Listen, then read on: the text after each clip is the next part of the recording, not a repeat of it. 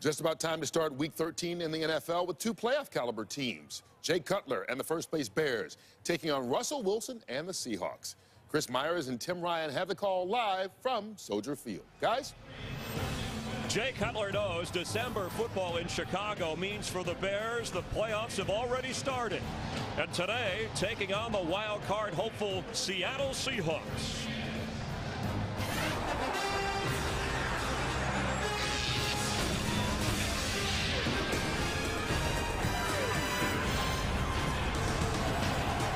The 8-3 Chicago Bears playing host to the 6-5 Seattle Seahawks from Soldier Field in an old school throwback style mix it up kind of game.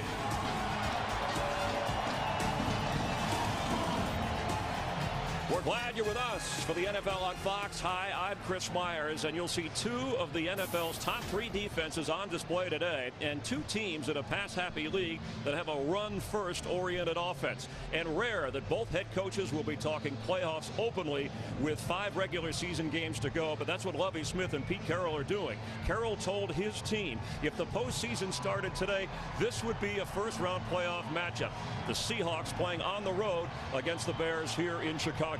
Let's welcome in Tim Ryan. We're not there yet, but let's talk about this Bears team with a 1-game lead in the NFC North, and we know about 33 takeaways on defense. When Jay Cutler is upright and healthy as he was last week, they're an entirely different team. Chris, there is no question about it, and look, he's not having a great year numbers-wise, but the Bears know his value to this football team in determining wins and losses. He's still a gunslinger, wicked good arm, and he really has the ability to shoot that football into his receivers versus tight coverage, in particular Brandon Marshall, who's having a tremendous season. He'll need that ability today versus a very good Seattle defense with their secondary play a lot of physical bump and run coverage. It's going to be a good matchup to watch. And that secondary, the corners Brandon Browner, Richard Sherman, they are facing a 4-game suspension from the league, but under appeal, so allowed to play at least through this game until something is determined. Meanwhile, on offense for Seattle, the quarterback of November, highest rating rookie Russell Wilson, but it's December and he's facing the Bears. Well, he's been a lot of fun to watch for sure over the last 3 games, and more polished every week, which is awesome. Now, monumental challenge for him today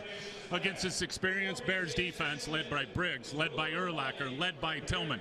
You mentioned the 33 takeaways. 20 of those interceptions. They want to rip the ball away from you, and they actually want to score on defense. So I think if you're Russell Wilson, all 8 of your interceptions have come on the road. Protect the football today. I'm very curious to see if he continue to play at a high level against this Bears group. Two teams that already have their toe in the playoff waters. We'll check the lineups, injuries, and get ready for the kickoff. Straight ahead from Chicago.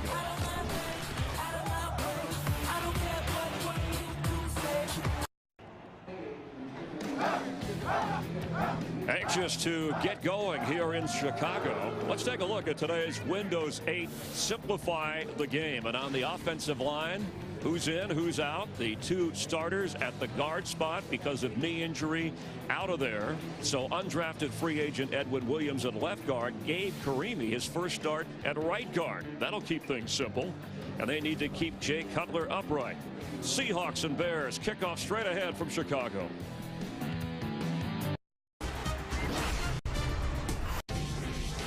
Fox Sports welcomes you to the following presentation of the National Football League.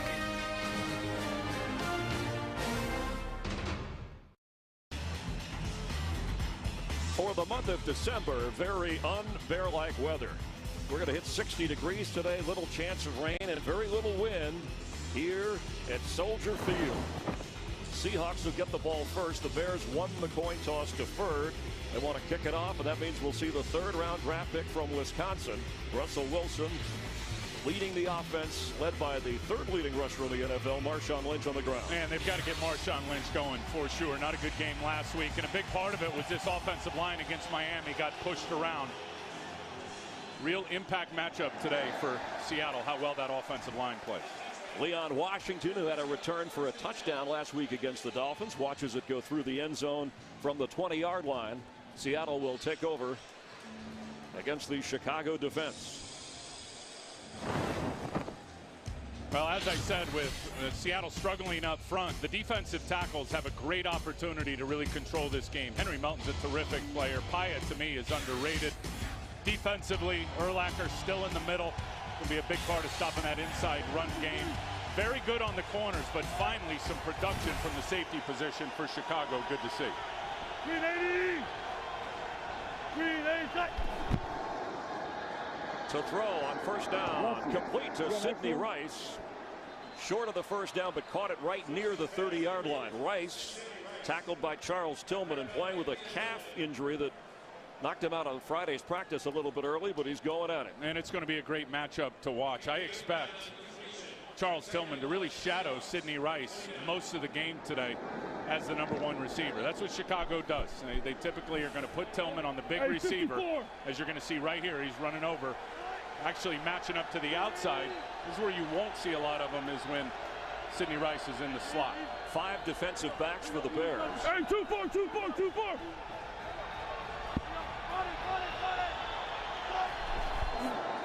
Second down 1.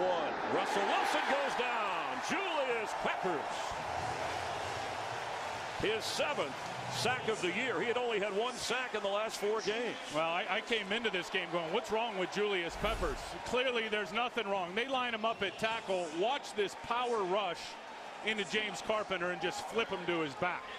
Line him up at end. Henry Melton goes inside, as did Julius Peppers, which puts him one-on-one with the guard and just absolutely shot James Carpenter and ejected him to his back. On 3rd and 8. Robert Turbin is in at running back.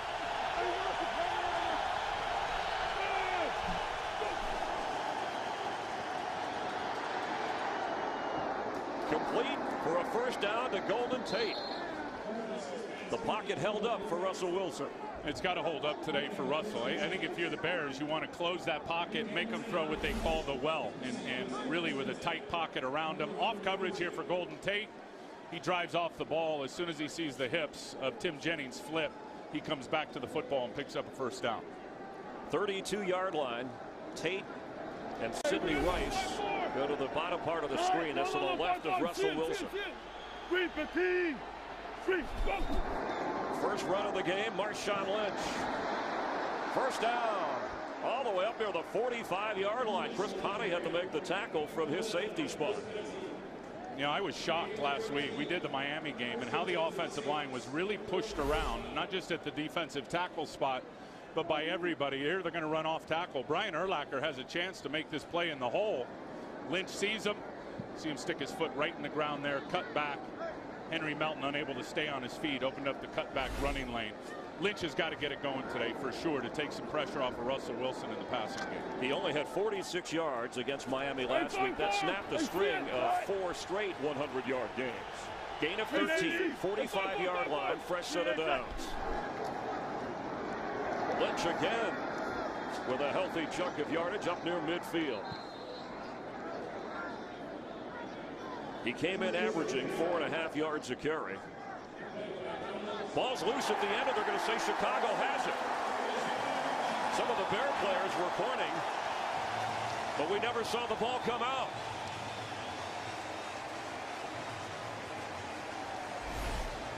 Well, here's the end of the play as Lynch is going down.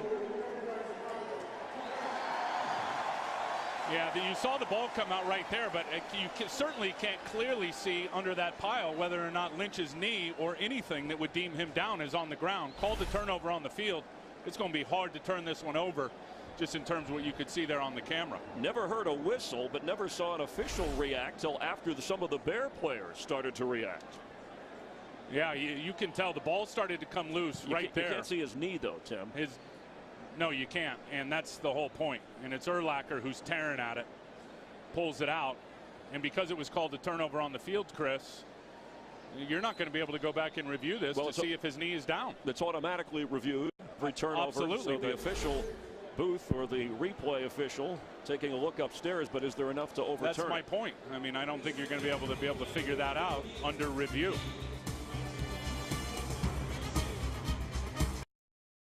Today's game on Fox is sponsored by Southwest Airlines. Find our fares online only at southwest.com. Opening drive for the Seahawks. Ruling on the field is fumble by Marshawn Lynch caused by Brian Urlacher, and recovered by Kelvin Hayden of the Bears. Yeah, and again, because it was called the fumble on the field, there's not enough clear evidence. There's Lynch right there laying on Bears players. You can see the ball's coming out. Urlacher ripped at it. This is going to stay a turnover, I believe. After review, the ruling on the field stands. First down. That is the 34th takeaway for the Chicago Bears this season. They, of course, lead the NFL. Lovie Smith and Brian Urlacher saying their goal is 50. And I'll tell you, look at that, 300 takeaway under Lovie Smith, most in the NFL. If you're playing these Bears, you better hang on to that football and really try to secure it until you hear the whistle blown. Big emphasis on that. They're tearing at it every play. Only the second lost fumble for Marshawn Lynch this year in 133 attempts. Matt Forte for Chicago. Couldn't finish the Viking victory last week with an ankle injury. But Jake Cutler had maybe his first or best first half of football in a long, long time, leading them to victory. Yeah, their tight ends, to me, have to have a big game today. Kellen Davis, and you'll see a lot of Matt Spaeth. I expect both of those guys in the game quite a bit. Offensive line, Mike Tice will protect them with a lot of runs. Expect 30 in this game, and then the fast pass. Jake Cutler getting the ball out of his hands quick before that Seattle pass rush can get to him. So second down, 10 from midfield. Cutler sets up to throw. And batted in the air, incomplete. Knocked away by Richard Sherman. Kellen Davis was the target. Up front for Seattle, I think you look at him defensively, Red Bryant is out today. So that is a big loss for them in their run defense. Alan Branch will move out to his spot. We'll see some Greg Scruggs, number 98 in the middle. Young linebacking core, really. 2 second-year players and a rookie in the middle, Bobby Wagner, and then, of course, those corners. That matchup on Brandon Marshall today, and they will double him on third down. Going to be fun to watch. On 3rd and 10 from midfield. It's caught by Brandon Marshall. But does he have enough for the first down? There's a flag down back in the secondary. Now, I believe they're going to get Richard Sherman for holding Brandon Marshall. Number 25, as Marshall was trying to get out of his break, Richard Sherman was very physical on him. He knew he was getting help over the top from Cam Chancellor. I think a little too physical. Before the pass, holding, defense on an eligible receiver. 5-yard penalty, automatic. First down. Richard Sherman, who stands at 6'3", but has a wingspan of 6.5, may have reached a little too far. And on the other side, Brandon Browner, who's 6'4". In fact, Brandon Marshall said, I'm glad those guys are going to play in this game. I like matching up against physical corners. And that time, Brandon Marshall came out of the inside receiver position in the slot. Not a lot of big corners go in there. Richard Marshall and Brandon Browner, depending on which side Marshall lines up to, they're going to move in on the slot with him. Penalty taken because it's an automatic first down from inside the 45. On first down, it's Forte trying to find running room and goes nowhere. In fact, his last 3 games, as Cam Chancellor makes the tackle, he is averaging under 3 yards a carry after getting off to a fast start and again nursing a sore ankle. And they're going to run these outside run plays, Chris. Watch Cam Chancellor, who's going to fly up into the screen. He's going to take out the backside pulling guard and make the tackle. I mean, this is clinic stuff for a strong safety. Bang, right there, outside shoulder free, and able to make the big tackle. That's a great play by Chancellor. 50. 180. Wait, Forte will maybe lose a yard or 2. His 3rd carry, he's been unable to gain anything. Malcolm Smith, who's playing for Leroy Hill, and KJ Wright on the tackle. Well, look, you look at the last 3 games for Matt Forte, and I think it's easy to really figure out why he's struggled. I mean, Houston is an outstanding run defense. That was a quagmire, that rain game here. 49ers the next week, they are a dominant defense. They stop everybody's run game. And then he got hurt in the Minnesota game last week. Not to mention, Chris, they lost 3 offensive guards in the last week and a half. Open to the right. Open to the right. 3rd and 11. You heard open to the right, whatever that means. So they need to get to the 35 for a first down. 180. What's the ball? What's the ball? Brandon Marshall. The ball's loose. It bounced back in his direction, and it looked like he fell on it. He did. Bears keep the football after the connection. 83 catches.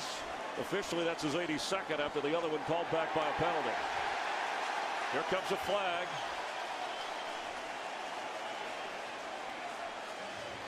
We're going to get some type of a delay game or a taunt or something on KJ Wright. Delay game, defense number 50, 5-yard penalty after the spike. First down. So tack on after a 29-yard pass play from Cutler to Marshall, the KJ Wright penalty. Well, Walter Thurman peels off of him, tries to get to the outside, and then you got 3 guys around Brandon Marshall. There it gets knocked out. He recovers it. That's the luck of the bounce, but really that's what Brandon Marshall does. And Jay Cutler, Chris, trusts him so much. There could be 10 defenders around him, and Cutler's still going to try to slam it in there. Targeted 126 times. And there's the penalty, the delay of game right there for KJ Wright. From the 12-yard line, Cutler keeps under pressure, throws and completes to Earl Bennett. Touchdown.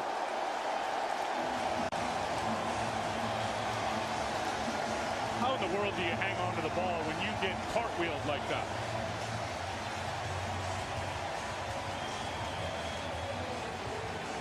Jay Cutler's 14th touchdown pass of the season. Takeaway turns into 6. Really good at these hide routes, they call them. They bring Earl Bennett from the other side of the formation. He's wide open and then just gets flipped by Brandon Browner as he punches it into the end zone. And was able to hold on to the football. Incredible. Jay Cutler giving the signal the same time the officials did. Robbie Gould on to kick the extra point. Watch Adam Podlash. You never know if he sees an opening to get 2, as was the case the overload scheme against the Vikings last week. And of course, scoring plays to be checked, replay upstairs. We've already had an adventurous couple of series here. Seattle turns it over and the Bears take it in. Today's game is sponsored by Bud Light, the official beer of NFL fans. Here we go. Replay officials viewing the touchdown catch by Bennett, not possession, but whether when he went through the air, he was in the end zone, the ball crossing the goal line. Ball or the hands crossing the plane, and I'm not so sure. I'm quite sure you can't tell from that angle right there as he gets flipped, and clearly as he comes down, the ball is still in the field of play. Same thing here. Really don't know if you can see from that angle if in fact the ball crossed the vertical plane of the goal line. And called a touchdown on the field. I assume Mike Carey will stay with the touchdown. The ruling on the field stands for the score. Little drama before Earl Bennett gets his first touchdown catch of this season.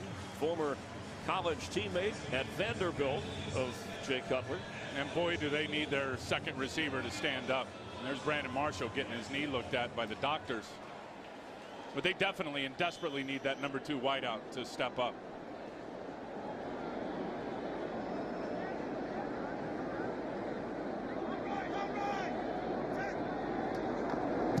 Robbie Gould, the extra point. And Chicago, after the fumble, they take it right in. Bears at home with a 7-0 lead. Brandon Marshall telling offensive coordinator Mike Tice, "I'm okay," after the medical staff checking him out. The Bears have scored 109 points off of turnovers this season, and that leads the NFL. Robbie Gould ready to kick it off. Kept it away from Leon Washington the first time. And he does it again.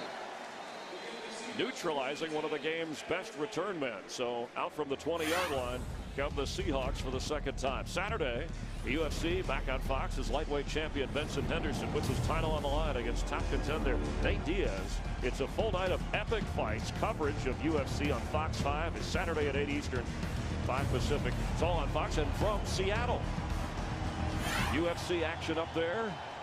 Bears with a 7-0 lead. Second possession. The Seahawks were moving the football until Marshawn Lynch had the ball ripped away.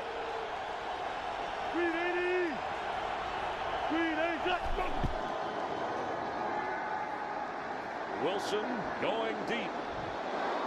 Braylon Edwards, and it's knocked away by Charles Tillman.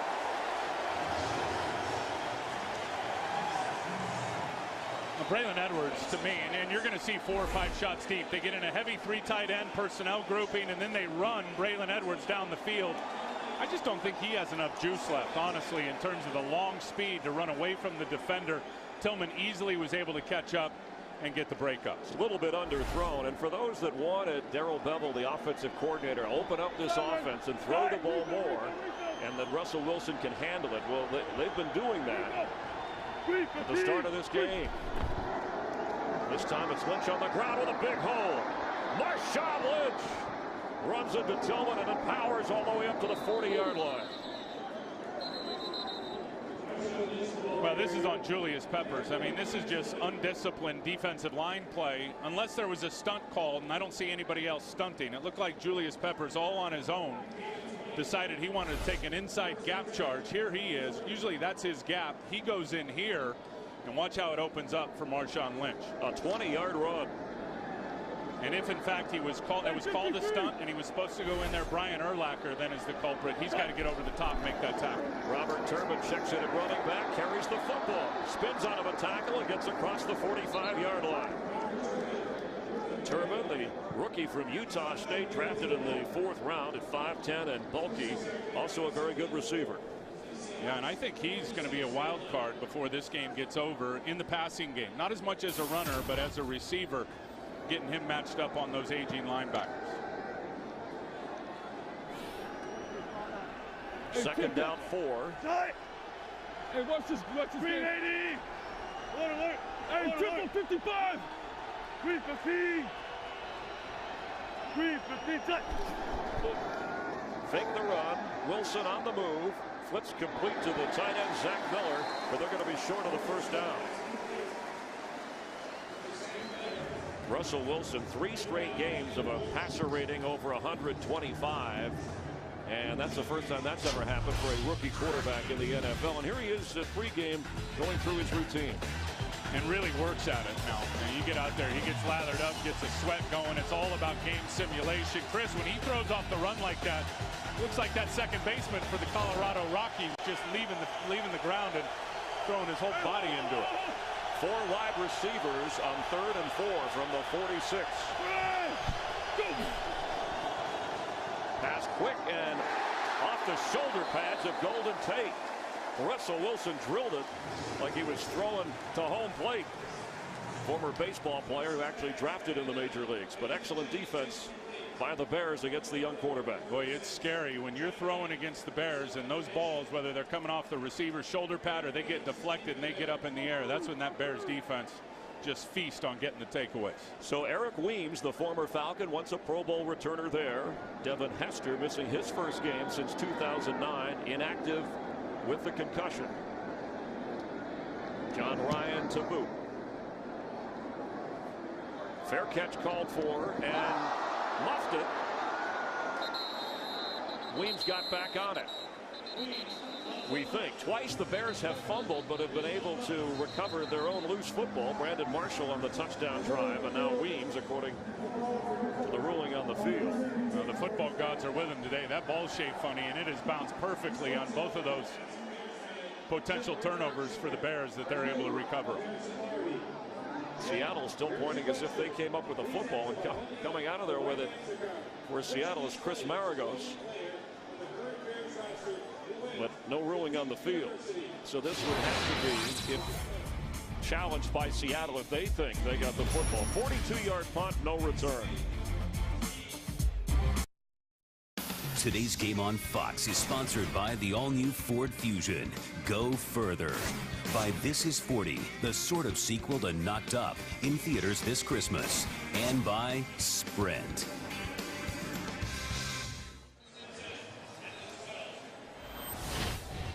Ruled a muff, receiving team recovery. Pete Carroll wondering if he could challenge, and you cannot. Mike Carey saying that is not a play you can throw the red flag on. So the Bears have the football at their own 12-yard line. Sure looked like Maragos recovered it, though, 53. didn't it? It did from here. Single. 180. 180. Cutler has it. Complete. Brandon Marshall across the 25-yard line for a first down. I'll tell you, the rapport with receiver to quarterback with these two is really uncanny. I mean, I was talking to Jason Campbell, the backup quarterback, before the game, and he said Brandon Marshall, in terms of understanding, reading coverage, knowing when to stop and basically post up and be on the same page with his quarterback. Jason Campbell said it's the best I've ever seen with a wide receiver. And that was a great example of it there, reading the coverage, stopping in the open spot of the zone, and Cutler found him. Jay Cutler saying it's like being back in Denver, where they had very productive years as Forte carries. He's got a game break. Check in with Los Angeles. Well, a couple of other teams looking to make it the playoffs side of the NFC North, Packers and Vikings going at it. Aaron Rodgers hooking up with James Jones. Nice catch by Jones. First score of the game. Green Bay's added a field goal, and they lead at 10-0 right now, winding down in the first period. Here's your Tim. Thanks, Kurt. The Bears will play the Vikings next Sunday on Fox. Chicago with that one-game lead over the Packers in the division. How important is that game going to be here in a couple weeks? Cutler has it and gets rid of it in the dirt. Was under pressure. Brandon Marshall, who already has a couple of catches in this game, the target. You know, interesting in talking to Pete Carroll yesterday, I said, what are you going to do on Brandon Marshall? He's the number 2 targeted wide receiver in the NFL, the most targeted guy on third down, clearly Cutler's go-to guy. He said really nothing special. I mean, a lot of what Brandon Marshall does is underneath in terms of the short to intermediate passing game. Pete says he feels good about his big long corners on him. He said, what about third down? He said, that's when I think we'll see a different combination of double teams, like right now on Brandon Marshall. 3rd and 10. Sherman's lined up against him. Cutler flips to Forte. Matt Forte with a first down.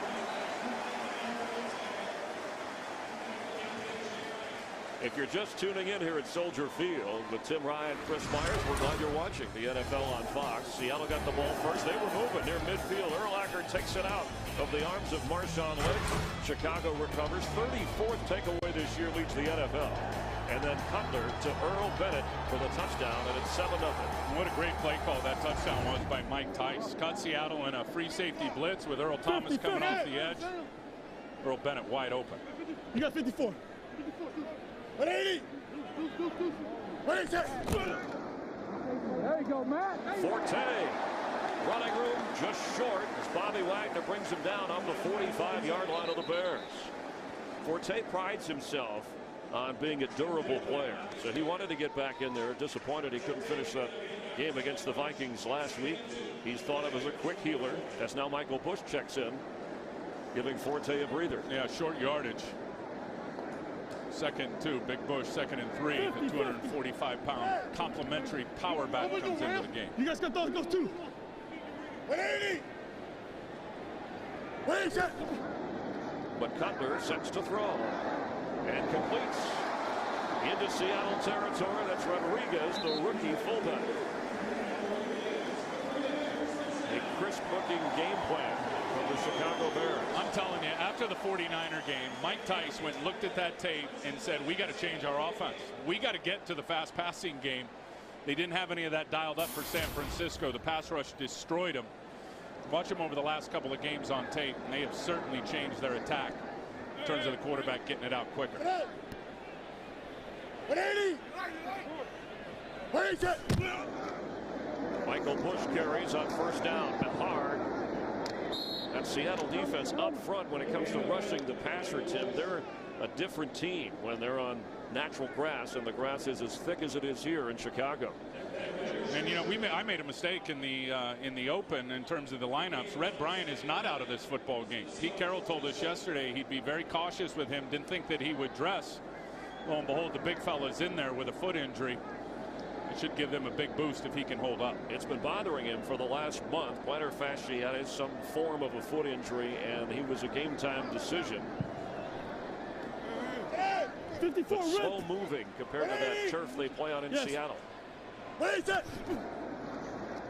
On second down.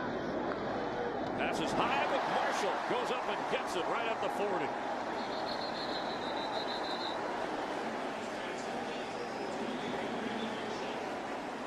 Really a nice job. Patience by Jay Cutler. He's going to read this guy. As soon as Earl Thomas leaves to go cover the flat route, Brandon Marshall's just going to turn around and use that big body out there on Brandon Browner.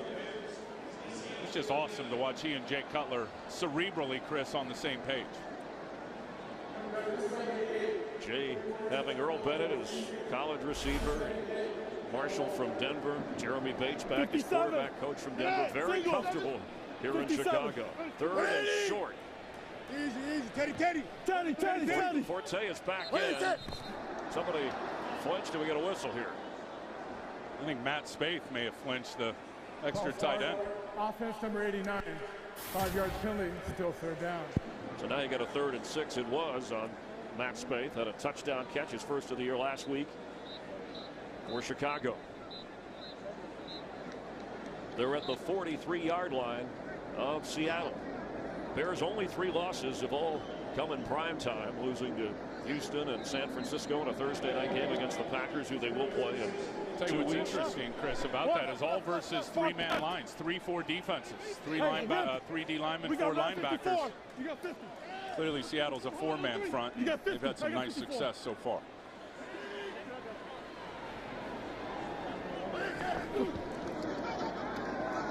Cutler is going to run and get the first down.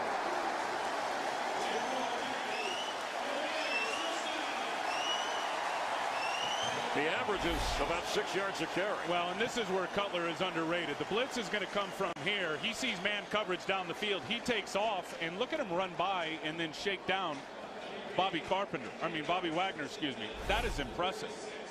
Nobody gives Jay Cutler, in my mind, Chris, enough credit for his mobility and to really hurt you if you decide you want to play man coverage on him. Inside the 37 of the Seahawks after an 8-yard run and a fresh set of downs. The opening quarter winding down. 10th play of this drive. Run this one. Cutler has it. Marshall does too. They are in a zone, and that is the end of the opening quarter. It may not be Bear weather, but it's Bear football. Takeaway, touchdown, and 7-0. Fox NFL Sunday will continue after a break from your local Fox station.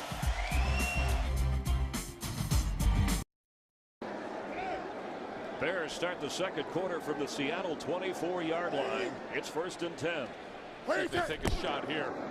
Forte with a carry, trying to get through the hole, gets down inside the 20-yard line. Brandon Marshall dominating that first quarter with 4 catches, good for 63 yards. Well, I'll tell you what, Seattle better figure out how to change up their tactics and how they're covering him and attacking him. I mean, Jay Cutler is smoking hot. You see those passing yards, 95 for Chicago. Cutler 7 of 9 in the game, and Seattle's playing off soft zone coverage against them. That's just not going to work. Brandon Marshall's body's too big. He's just going to drive down the field and turn around, and it's pitch and catch. Marcus Trufant inactive with a hamstring. He'd be a nickelback as Forte carries on 2nd down. It'll bring up 3rd and short. The Seahawks have been unable to get much of a pass rush going against Cutler.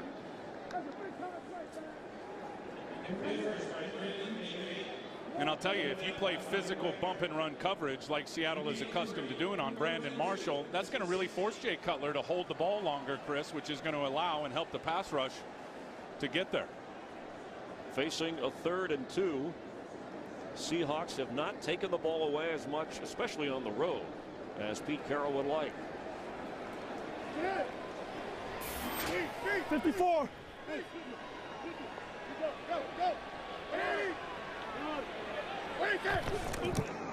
Forte has it and knocked down right at the 15-yard line. Looks like it's going to be 4th and short.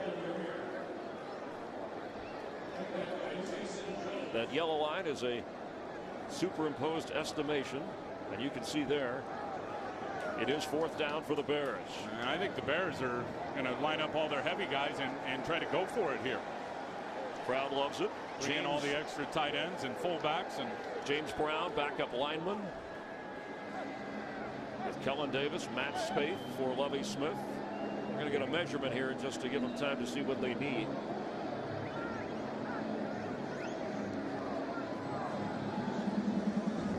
Bears scoring off a turnover. Cutler to Earl Bennett for the 7-0 score. Tell you what, I think Mike Carey could see from the sideline that wasn't even close and probably didn't need a measurement. But I think he helps out head coaches and offensive coordinators on a big third down like that down in scoring position, which really allows them to make their mind up, kind of decipher, Chris, what they want to do, whether or not they want to go for it or in fact kick a field goal.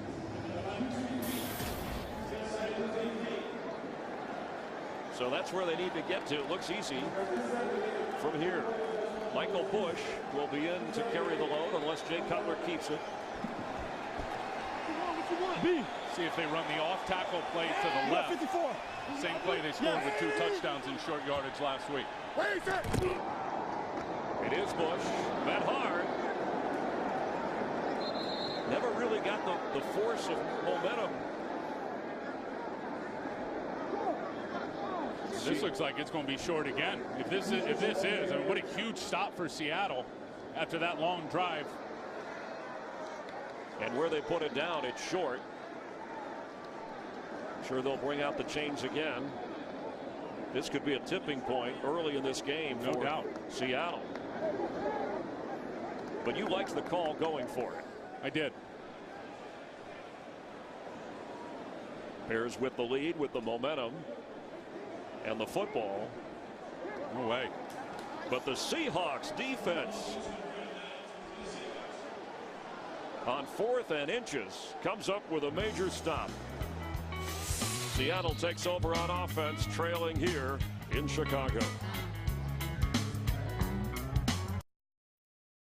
Today's game is sponsored by Miller Lite. It's not just a good time, it's Miller time. By Jared, the Galleria of Jewelry, with 5 times the selection of ordinary jewelry stores. And by The Hobbit, An Unexpected Journey, in theaters everywhere December 14th.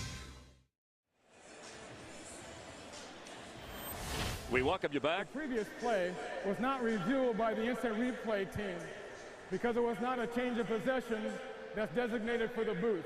It's only a team's challenge. Please put 12:48 on the game clock. Our referee, 12:48 on the game clock, please. Mike Carey, working the clock. And here's a look. Remember the backup guards. 2 new starting guards in this offensive line. No push. No push at all. And then, I mean, give credit to the defensive front for Seattle. Look at the linebackers. Phil on the fullback. That was outstanding. And then Michael Bush, look, 245 pounds. Get your pads down. Put your helmet down and get that yard. Seahawks defense does the job. The Bears pass up a 33-yard field goal try and turn it over on downs.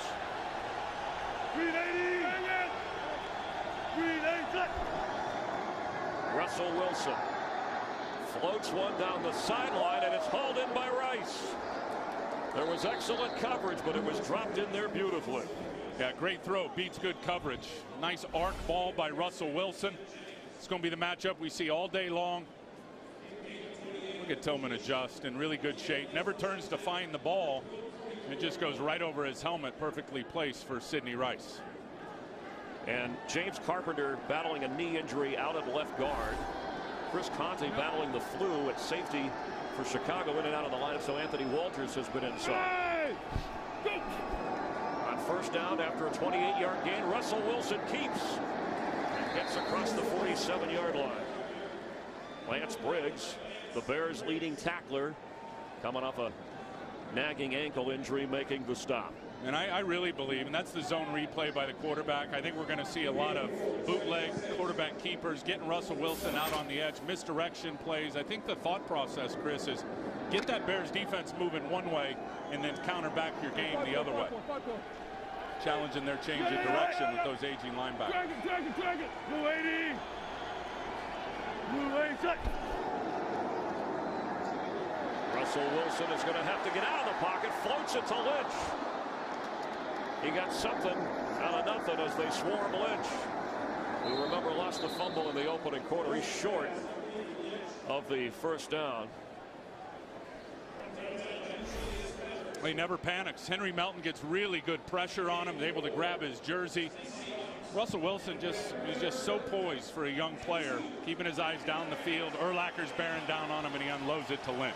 We referenced to Fran Tarkenton's style because of his scrambling and his height at 5'10" and 5'8", but it was Pete Carroll who looked at Robert Griffin III video earlier this year, studying to explore some options using Russell's running and throwing ability. Anyway, to make his rookie better. On 3rd and 2. Golden Tate in the backfield. Wilson floats a pass. It's incomplete. Zach Miller was covered by Brian Urlacher. And you're not going to get Brian Urlacher with mental errors and thinking one thing and beating him with some sleight of hand plays. No way. Here's Urlacher all the way over here. Zach Miller is going to get out here, and Urlacher's all over him. Look at him. He just turned, plants, goes. Russell Wilson should have tried another option. He wasn't even close to being open. So John Ryan to punt as the sun breaks through here in Chicago. Earl Bennett comes up, and Eric Weems looks like there's nobody back to return. He's at the 30-ish and running backwards. Looks like they had a block on, and well done at the 5-yard line. Jeremy Lane catching the punt on the fly. A 44-yard boot with no return. So far, 7-0 Chicago.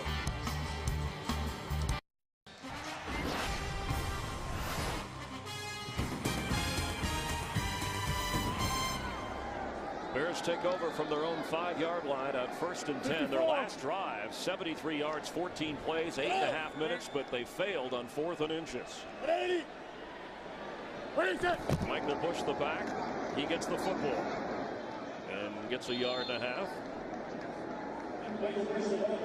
The Packers, who are chasing the Bears in the NFC North, have a 10-7 second quarter lead over Minnesota. The 49ers, who the Seahawks are chasing in the NFC West, have a 7-0 lead in the second quarter in St. Louis.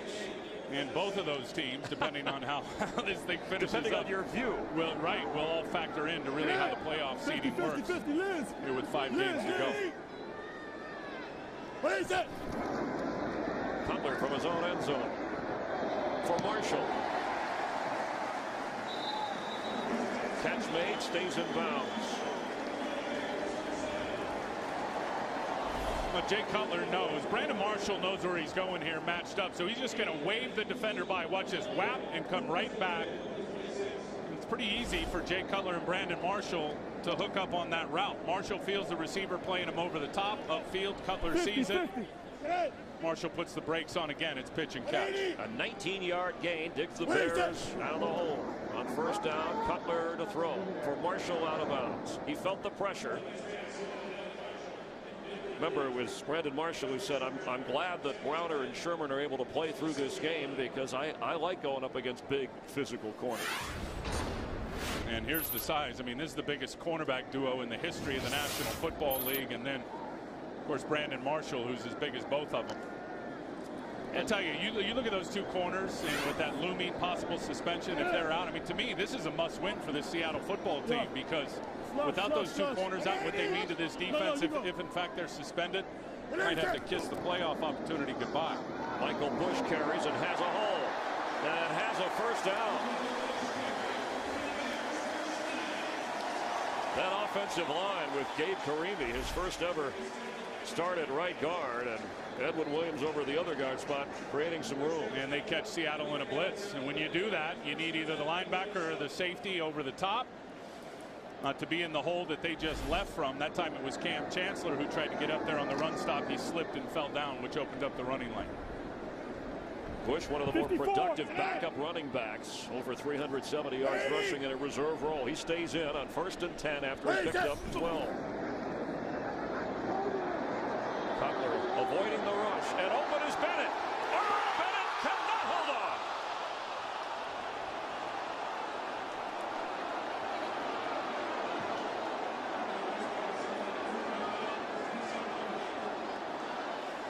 Boy, what a missed opportunity. Brandon Browner just loses where he is on the field, and Earl Bennett runs away from him. Cutler sees it, unloads it for the touchdown, and Earl Bennett can't hang on to the football. I know it was awkward, Tim, but the sun is out in Chicago in December, and he may have looked back into it. Not an excuse, but just something to take into consideration here. I think you could catch that one blind. It hit him right in the chest plate. 2nd down 10, big play missed by Chicago. 190. Cutler has it tipped and still caught at the 45-yard line. Marshall like a magnet. Well, his hands are so darn strong. He's always been a hands catcher. He plucks it right out of the air. And watch here as he goes and gets the tip ball. You're going to see Browner try to slap it out of his hand. No way with those strong hands by Marshall. Watch this. Wow, look at him try to drive down and break the arms and get the ball out. Marshall just no way is he going to let it go. Chris Clemens tipped the ball, but they still get 7 out of it, so it's 3rd down and 3. Hey, 5 down. 180. Listen. 180. Pass is incomplete for Bush. Strong rush by Seattle forced Cutler to get rid of it. K.J. Wright came in on him. Well, Brandon Marshall in a little stack set here is going to try to clear this thing out. Take the cornerback deep, open it up for Michael Bush. Accurate throw would have been an easy 1st down. The rush really forced Cutler to get it out too soon. Yeah, Jay only has 4 receivers that are active with Hester and Jeffrey out. Eric Weems in it as a receiver 4 that he can count on in this game today. So a 4th down punt situation. Leon Washington has it. Across the 15. Now at the 17-yard line. Bears have a 7-0 advantage. There is a flag down at midfield.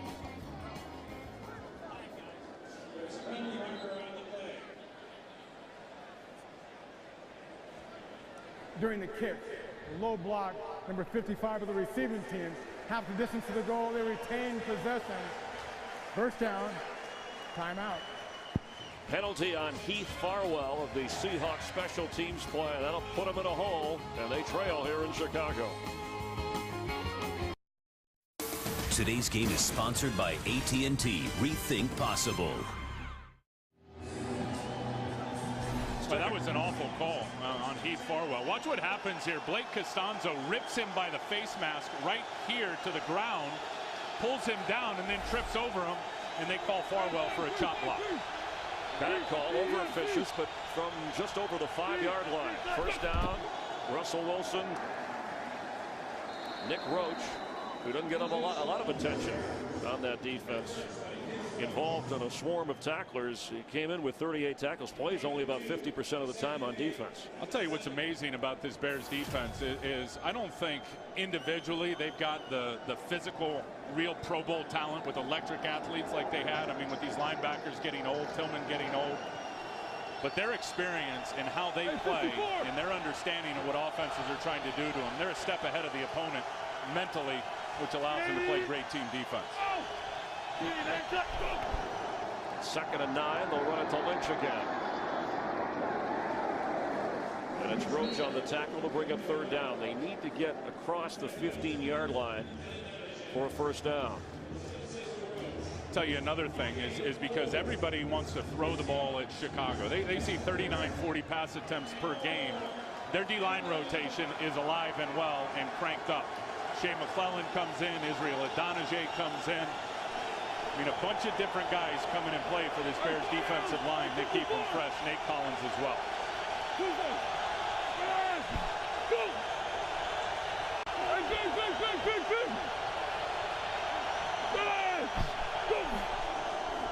On 3rd down, the pass is complete for a 1st down. Golden Tate gets up across the 30-yard line. A clutch connection from Russell Wilson to Golden Tate. Well, he's just going to flash inside and then just sit in between Briggs and Tim Jennings. I really believe when Lance Briggs gets up at the line of scrimmage, they call it a mug look, where he gets up in between the center and the guard and challenges like he's coming to blitz and then tries to bail and get to his zone landmark. That hurts Chicago sometimes. It did there.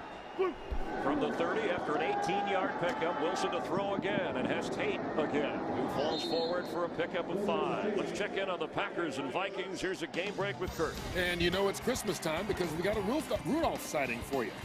I'm not going to butcher the line right when you get ready to do it, isn't it? Kyle Rudolph, touchdown for the Vikings, and a little Lambeau leap as he finds 2 Viking fans. Calgon, take me away. Chris. It's okay. You deliver the line. You have a small amount of time to deliver the line, Kirk. We hear you.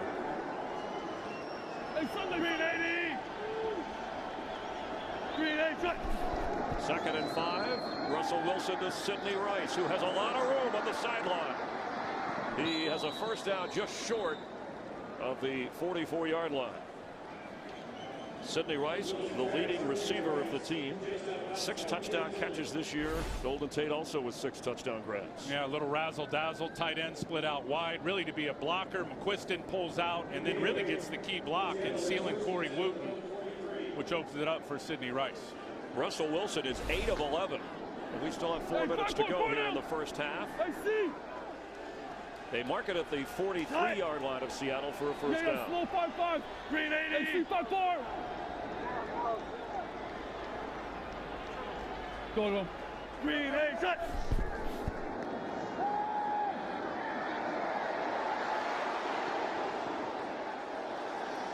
He had nowhere to go. It'll be 2nd and 10. I'll tell you, Russell Wilson's got to change his snap count. Anytime he gets to the line of scrimmage and he starts changing plays, his cadence, he's got to figure out how to get it changed up. I think young quarterbacks, they get into a rhythm, and it becomes obvious and transparent to the defensive line. I think clearly last week Miami had a beat on it. Their defensive line's ability to get off and anticipate it was certainly a weapon for them. We just saw the same thing from Chicago. He's got to change that cadence up. They did not turn the ball over on the road in a close loss in Miami last week. Marshawn Lynch carries as Russell Wilson tried to carry out the fake. It'll be 3rd down. An early takeaway by Chicago, their 34th of the year, set up the only touchdown of this game. Seahawks 1-5 on the road. The one road win was at Carolina. Yeah, they're toe-to-toe with everybody on the road, too. I mean, those 5 losses, an average of 5 points within 1 score in every one of those games on the road. Robert Turbin on 3rd down. Sunday. Oh, go. Pass. Tate has it. Golden Tate. He might go. He won't get in. Down at the 5-yard line. And it looked like Brian Urlacher kept him from getting into the end zone. And it looks like Tim Jennings wants offensive pass interference for Golden Tate, waving him by right there. Just a little push in the back with the right hand. Look at Urlacher. Big fella still with that straight line speed, saves the touchdown. A 49-yard catch and then carry. And Urlacher hustling downfield. So it's inside the 5 of Chicago. And I thought that was a good no call on the offensive pass interference that Tim Jennings wanted on Golden Tate. 1st and goal. Well done. Marshawn Lynch. Touchdown. Seattle Seahawks.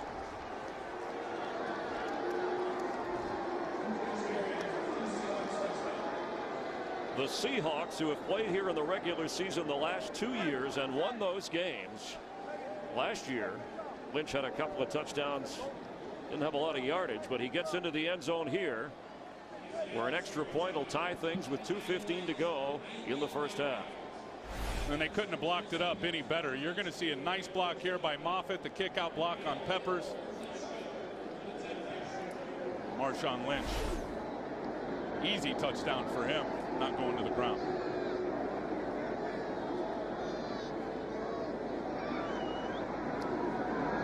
Stephen Hauschka's extra point. A couple of defensive teams that are ranking at the top of the league in a 7-all game. Lynch with his touchdown run. Chris, here's the touchdown, and I gave the offensive lineman the credit for the blocks for Lynch to go in. But watch Doug Baldwin out here. Doesn't have a lot of catches this year, but his impact will be felt on this play. Terrific block on Kelvin Hayden, which also helps open things up for Lynch to punch it in. His 6th touchdown run of the season. He has all of Seattle's scores on the ground as Hauschka kicks off to Eric Weems, who is going to bring it out. Towel goes in the air, but he's knocked out at the 15. Cam Chancellor with the special teams play. Seahawks tie up Chicago. 2:09 to go in the half. Tim Ryan, Chris Myers at Soldier Field. The Bears with a 1st and 10. All 3 timeouts for both teams from their own 15. Cutler to throw for Bennett. And it's tipped away at the last moment by Earl Thomas, who came over from his safety spot. That was a great throw from Jay Cutler. Really was. Earl Thomas, just so much range. His speed when he gets in the middle of the field, and the beauty about having range as a free safety is you don't have to line up in no man's land 35 yards off the ball. And he felt terrible about the penalty that was called last week that gave Miami another chance to get a touchdown. Later he was fined for that hit on Ryan Tannehill. He's so fast, Chris. You can line him up closer to the line of scrimmage. He still has the range to get over the top deep. Cutler scrambling around and is going to have to keep it.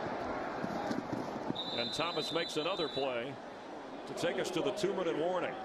The Bears will be facing a 3rd down. Chicago can't get it. Seattle could use a timeout. Hope for good field position. We're tied at 7.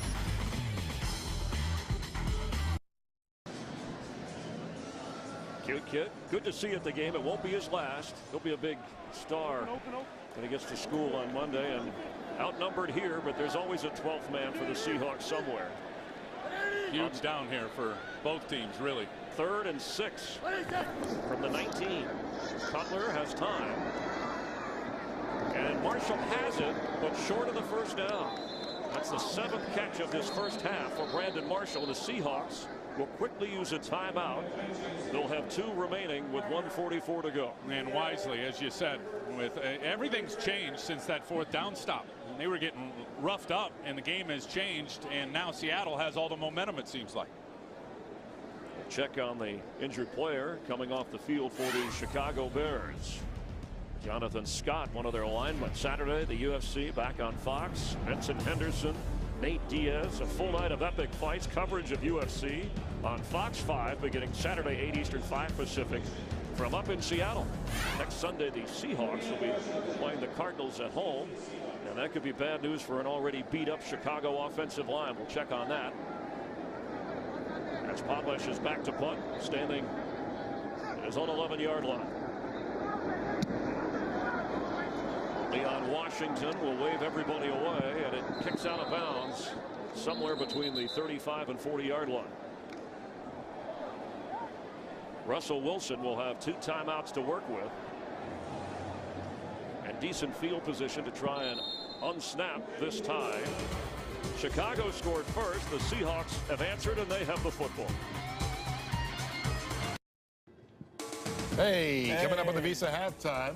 You'll get caught up on a great day of action in the NFL. Including the Detroit Lions. and Indy and Tom Brady and the Dolphins and a whole lot more. A whole bunch more. On the Visa halftime. And we will be in Sarasota on the 29th for a big revival.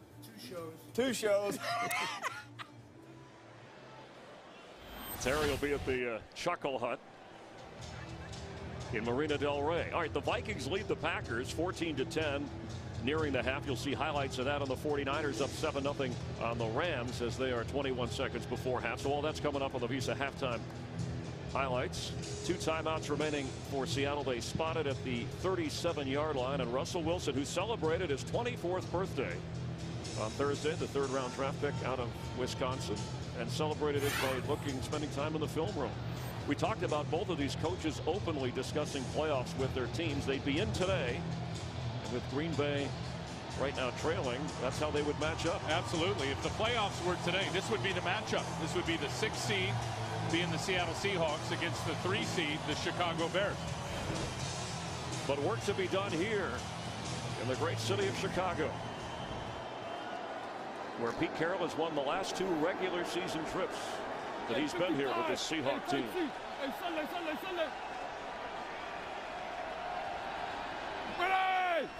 Go! Leon Washington gets a carry.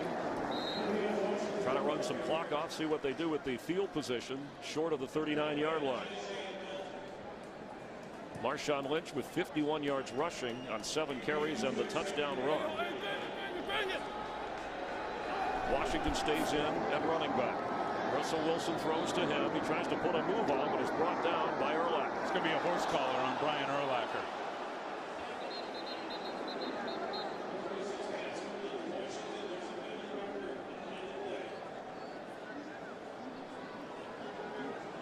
Really a nice break here for Seattle, stopping the clock and going to get some extra yards. And a first down. Personal foul, horse collar, defense number 54.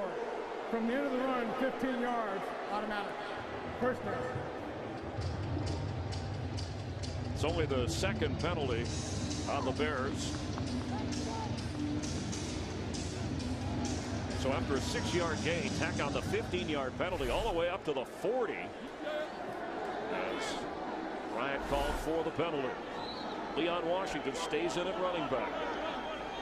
Let's keep an eye on Doug Baldwin at the top of your screen. From the pocket, Wilson batted in the air and almost incomplete. Leon Washington off of his shoulder pads. Russell Wilson's firing the football, but Briggs was right there with him. Well, if you're going to fire the football in this underneath coverage, you better get it down on the belt buckle, because if that ball pops up in the air, it is like a piece of meat for these Bears dogs with it up in the air. Seriously, watch this ball pop up in the air off the shoulder pad, and you already see Briggs taking a peek at it, trying to go get it. You throw underneath versus that zone coverage, you better get it down. If they do drop it, it goes straight to the ground. From the 40, 2nd and 10. Leon Washington straight up the gut. Gets inside the 35-yard line. Clock runs at 55 and counting. 2 Seattle timeouts. 3rd down, they need to get to the 30. Hey, big hole! Big! Some confusion from Baldwin in the slot. Crowd getting in the way of the signal calls here. Russell Wilson's throw is hauled in by Baldwin. Whatever confusion, they cleaned it up in a hurry. He's got to call a timeout. And they used a timeout. They'll have one remaining. A throw of 22 yards from Russell Wilson to Doug Baldwin. And he's just going to take it vertical on Kelvin Hayden. And look at that separation right away. The outside release. Russell Wilson sees it, throws it up high enough with arc over the head of Kelvin Hayden. And Doug Baldwin with a big-time play at a critical spot in this game. And not an easy throw. There's Darrell Bevell, clean-shaven. Used to seeing this Bears defense when he spent time in Minnesota as an offensive coordinator. Well, they got a great feel for how to attack this defense. And Rod Marinelli, the defensive coordinator, we all know his history. And when he was down in Tampa, there's Rod there with the glasses, with Lovie Smith, and Monty Kiffin was down there. And Pete Carroll was trained in this defense with Monty Kiffin. He knows it very, very well, the ins and outs of it. And then you said it with Darrell Bevell being in Minnesota, really having to attack it. So got a great feel schematically how to get after Chicago in their scheme. And despite a rookie quarterback, they said it's a no-limit offense for Russell Wilson. Robert Turbin, the rookie running back, is there.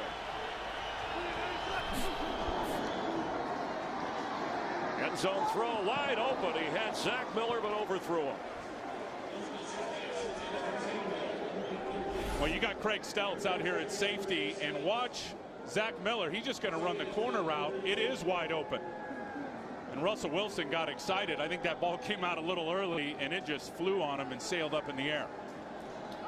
Craig Stelz in for Chris Conte. We mentioned battling flu-like symptoms, who did start the game, but has been in and out of the lineup. Yep. On 2nd and 10.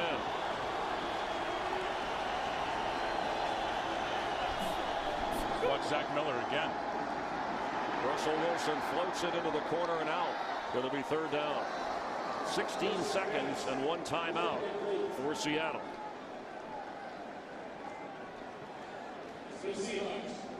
I think Zach Miller was wide open again. I could see it just from the coverage shell. And Turbin was open on the left if you got it to him quickly. And then there's the corner route again. Look at, there is nobody around Zach Miller. You just got to wonder sometimes, Russell Wilson at 5'10 and a half, 5'11", if he's really got great sight lines, Chris, when he's trying to throw from inside the pocket. from inside the 14-yard line. It's third down.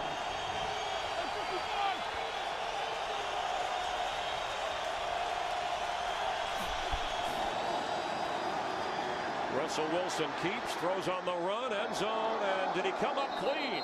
Braylon Edwards dove forward, touchdown, Seahawks!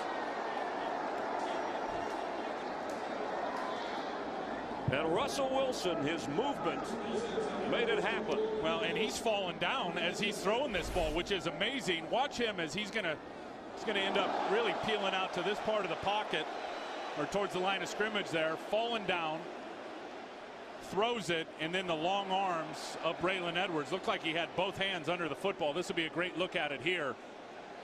Yeah, it looked like both hands under the football. Called a touchdown on the field. This one's going to stand. 18th touchdown pass of the season as they review upstairs, of course, on a scoring play. A 14-yard touchdown toss on 3rd and 10. Look at that ball as he's fallen down and throws it and gets enough arc on it just so it can carry to the end zone. That's a better look at it there. Did that thing touch the ground before his hands were under it? I don't know if you could clearly tell. Indisputable evidence. It's almost like a court of law beyond a reasonable doubt. But ruled a touchdown on the field. So you have to see something strong enough if you're going to overturn it. This angle here, it clearly looks like both hands with those blue gloves were between the pigskin, the leather football, and the grass in the end zone there. And he possesses it as he turns over with the football. Hands under the ball. Oh man, it does not get any closer than that. It does not get any closer than that. Sometimes the movement of the nose of the football, but you can't necessarily say the ground would cause that if your hand is underneath the ball. They're showing it here for the Chicago Bear fans. We know how they want to rule this thing. We've already had the one fumble which was debatable with Marshawn Lynch where it wasn't as clear, but it was a takeaway.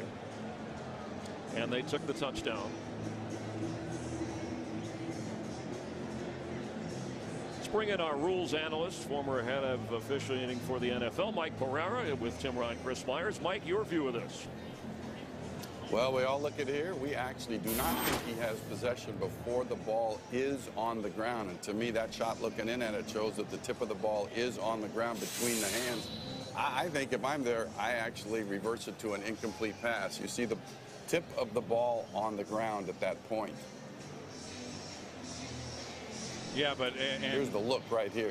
Here's the look, Tim. When you look at it here, and when you run it just a little bit further, you're going to see the tip of the ball on the ground.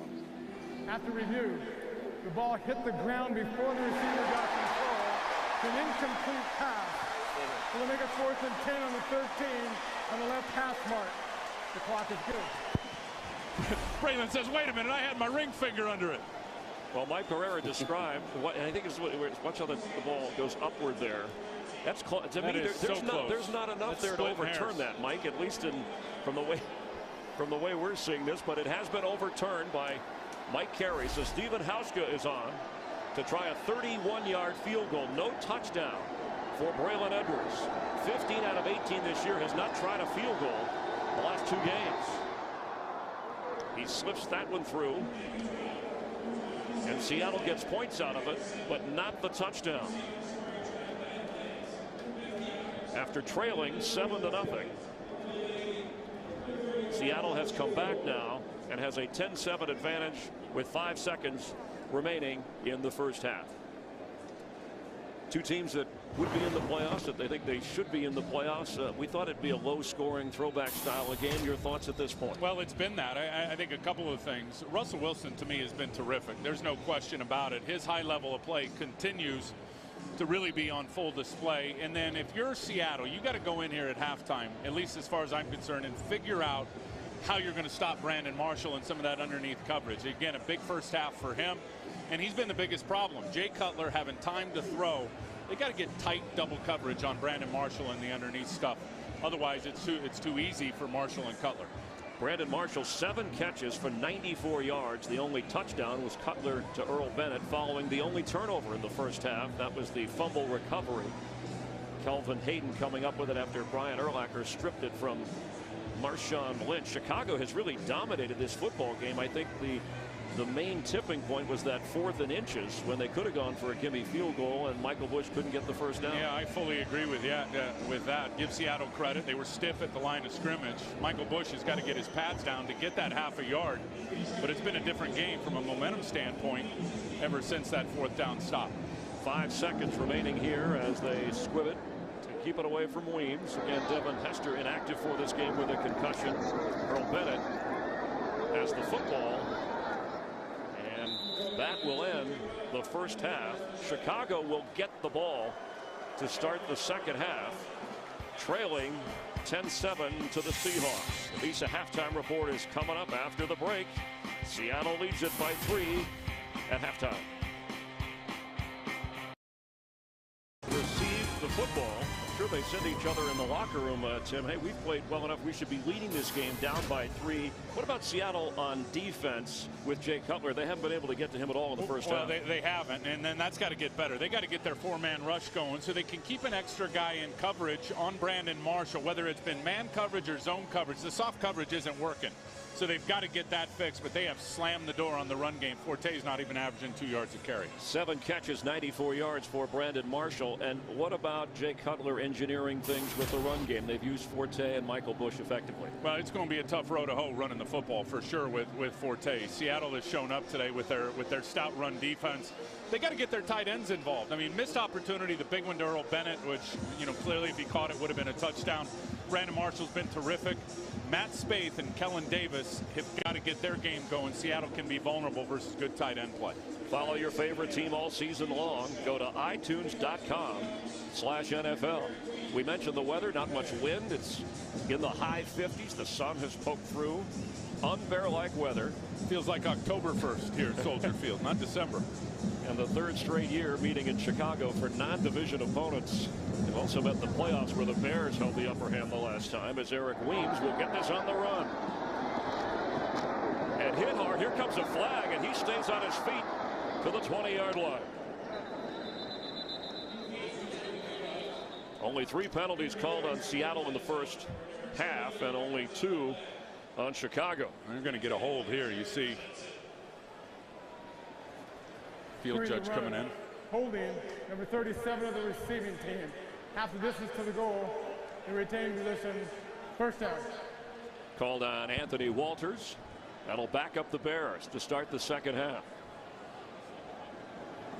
And I really believe, again, to the tight end play, and neither Kellen Davis nor Matt Spaeth have a whole bunch of production, but the way Seattle plays, which is with those 3 deep principles, 1 safety in the middle of the field, the 2 corners up playing hard press. It's a lot of opportunities for tight ends to get matched up one-on-one on outside linebackers and safeties. They've got to step up their game. Jonathan Scott is back in at right tackle as Matt Forte carries from the Chicago 9. Let's check it down on the field with Jamie Maggio. Thank you, Chris. Well, a lot of time spent underneath the replay hood in this game. Pete Carroll taking time to talk to Mike Carey before heading into the locker room at halftime. I asked him what the conversation was about. He said there's no way that you could have seen where Braylon Edwards' hands were in the replay. He does not feel that the call should have been overturned. I asked him about the pressure on Jay Cutler. He said we're not even anywhere near him. We've got to change that here in the second half. Back up to you, Chris. Thanks, Jamie. On 2nd down 5. Cutler for Marshall, who was hit right away and knocked down after he made the catch. Brandon Browner from the corner spot. 8th catch of the game for Marshall, who has had 2 games this year where he's caught a dozen passes. He, to me, is a top 3 receiver in the NFL this year. I mean, A.J. Green is playing great in Cincinnati, but hard to really mimic what Brandon Marshall's done in terms of his numbers. It really felt like Chicago dominated that first half, but in reality, you look at those total yards, and really since that 4th down stop by the Seattle defense, their fortunes have turned. They've been able to move the ball offensively. 3rd and 3. They need to get to the 20. Cutler, quick toss and low pass for Marshall. It'll be 4th down. He finally gets knocked down, and that's Bruce Irvin, the 1st-round draft pick from West Virginia. who came in with 7 sacks but has been in a dry well lately. And coming from the top of your screen, you saw Jonathan Scott tried to chop him, get him off his feet. Irvin wasn't having it. That is the first time that Jay Cutler has actually been hit and knocked down while standing in the pocket. You often talk about Pete Carroll and his halftime adjustments. Of course, last year Seattle pulled out a game here, different personnel, but rallied to do it. Leon Washington, not much of a chance as that sails out of bounds. Adam Podlesh's punt will be spotted at the 45-yard line.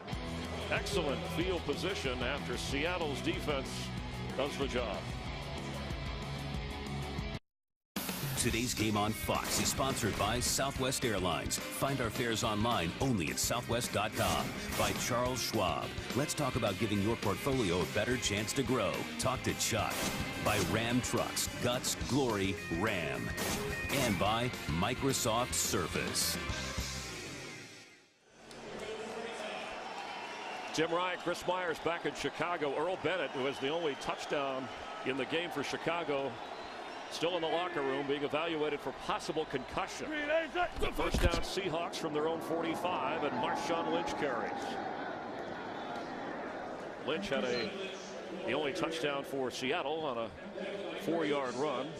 His 8th carry, 54 yards. He was held to 46 last week in the loss on the road at Miami. I'll say this, the Bears better start getting that extra defender up in the box at the snap count in terms of a safety, and load the box with one more defender. Then Seattle has runners and running backs, because Marshawn Lynch is not getting touched in the backfield. That guy gets to the line of scrimmage untouched. He's hard to stop.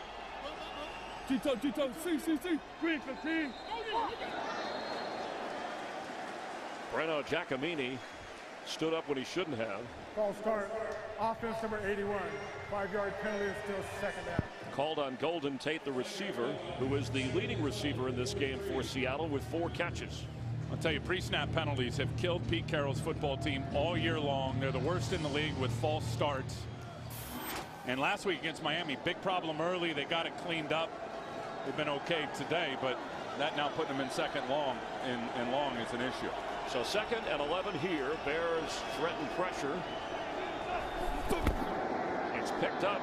Russell Wilson's throw, and Sidney Rice hauls it in, falling to the 41-yard line again with Charles Tillman right with him. Well, and that's the problem. When you want to pressure your linebackers, you open up those throwing windows. And here Urlacher blitzes, so Roach is going to come inside the seam route to Sidney Rice. It's good coverage, but there's an open window and a very good throw from Russell Wilson. And not enough can be said about how Russell studies the video for a rookie the extra time. Even on the plane ride home, he's texting receivers, giving them notes about the next game, the next opponent. After the 14-yard gain, they take a shot to Golden Tate.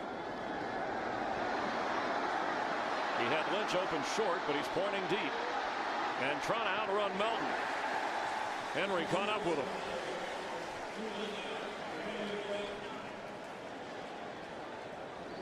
It was Henry Melton who said there's no pacing in a game like this, not with Russell Wilson running around. And that's why you got to keep your motor juiced up and ready to go. And if you're a defensive back, you better stick on those receivers in that scramble drill. There was nowhere for Russell Wilson to go with the football. As soon as he breaks contain, watch the secondary, Chris. They get on those receivers and get physical with them. From the 41 of Chicago, that penalty, then they'll scramble, so 2nd down 9.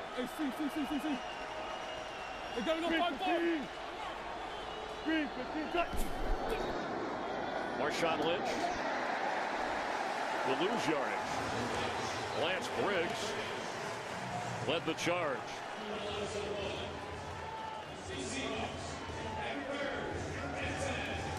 Now it'll be 3rd and 10. Where you don't want to be against this experienced, seasoned Bears defense. They've been a dominant team all year long on 3rd down defensively.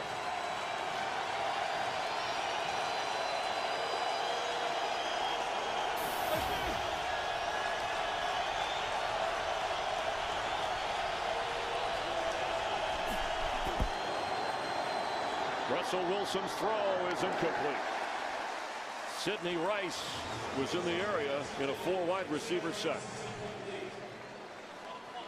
Well, I think if you're Sidney Rice, you need to adjust to your quarterback and break this thing off and run a square in rather than the go route. He's got double coverage on him, Briggs underneath, and then the defender over the top. I believe it was Major Wright.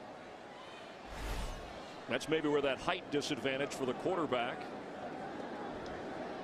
worked in the favor of the defense. John Ryan, who's been a weapon punting the football, keeping it away from Weems. Drops it inside the 5, where it is marked out of bounds. Right at the 5-yard line. Pinning the Bears back to their own end zone, and there's Russell Wilson going over things with his receiver. Coming up on Saturday from Seattle, the UFC on Fox. Light champion Benson Henderson going up against contender Nate Diaz. A full night of epic fights. Coverage of UFC on Fox 5 begins Saturday 8 Eastern, 5 Pacific. From the 6-yard line, Jay Cutler from his own end zone completes to Rodriguez, the fullback, who is dropped right away. Now comes Smith, playing for Leroy Hill, former USC Trojan, making the tackle. But remember, no Earl Bennett, so Eric Weems was in as the other receiver with Brandon Marshall. Yeah, and really stresses Chicago's receiver core. You see Weems there, and they only have four receivers active today, with Devin Hester being out with a concussion and now losing potentially Earl Bennett. Again, just highlights to me the fact that those tight ends are going to have to step up in the passing game. Matt Forte carries. It'll be 3rd down. He stopped short of the 10-yard line. No catches for the Chicago tight ends in the game. That, of course, Brandon Marshall has 8, and Earl Bennett has the touchdown catch. Former Ohio State Buckeye Dane Sanzenbacher, who has been inactive in 8 of the 11 games, but last year when there were injuries at receiver, he was worked into the lineup. Cutler became a little bit more familiar with his route running. On 3rd and 7. Mixed bag evaluating this offensive line. No good in blocking the run today. Pretty good versus the pass. And there's time for Cutler, who's going to go deep but overthrows Marshall. There were 3 Seahawks hovering in the area. There's a flag down back inside the 5-yard line. Illegal hands to the face. Defense number 51. 5-yard penalty, automatic. First down. No, that's a killer on Bruce Irvin. A huge penalty. Otherwise, they would have been punting from their own end zone. Now the Bears get a fresh set of downs. And here's the rookie out here. Let's just watch the hands to the face on Matt Spaeth, the tight end. And Mike Carey was all over it. Jay Cutler mentioned to you how he thought this thick grass, that the Seahawk defense was so much slower on this than on the turf they have in Seattle. The artificial surface, as Matt Forte carries. It'll be 2nd down. I just think it's going to be a tough challenge to continue to try to run the ball. Look at them going at it here. I mentioned UFC, and there they go. At the Seattle front. I mean, they are salty today, and I think they were embarrassed at how many yards they gave up versus the Miami Dolphins on the ground last week. And then you look at Chicago, they've lost 3 guards in a week and a half. Spencer, Lance Lewis, and Shiloh Ray Shaw quit. It's a big challenge. I mean, Karimi's in there playing guard for the first time in his career. Lance Lewis was the best lineman and playing the best in his career. Injured reserve on the Jared Allen block. He was later fined for. Cutler is dancing around and will take off running and sliding short of the 24-yard line. And they're going to get Alan Branch for piling on. Now that might have been a tough one though, because Cutler was moving upfield. Well, here's how the rule works. Did the slide start before contact became imminent? And there it looked like it did. Looked like Jay started his slide before Alan Branch. Defense blow to the head on the quarterback slide. 15 yards, automatic. First down. And that's tough if you're a trailing defender in pursuit, as Alan Branch was there. But as soon as he gives himself up, and that's immediately when the quarterback starts to slide, if you haven't started your process of tackling or hitting him yet, They're going to call it every time. And you played defensive line here in Chicago. Not under these rules, Chris. I don't know if I could have played like this. Another tough penalty last week. The call on Earl Thomas against the Seahawks gave Miami an opportunity to get a touchdown. As Forte carries on first down, Bobby Wagner leading the team in tackles at 90. The rookie linebacker making the stop. And Earl Bennett, Jamie Maggio telling us from the Chicago bench, Earl Bennett is done for the day. Didn't come out of the locker room. And thin at receiver Mike Tice will have 3 that are up active in this game to work with. At the Chicago 40 on second down 8, there's Eric Weems at the top of your screen. More of a return specialist than he is a receiver. Cutler gets rid of it, but he's a receiver here.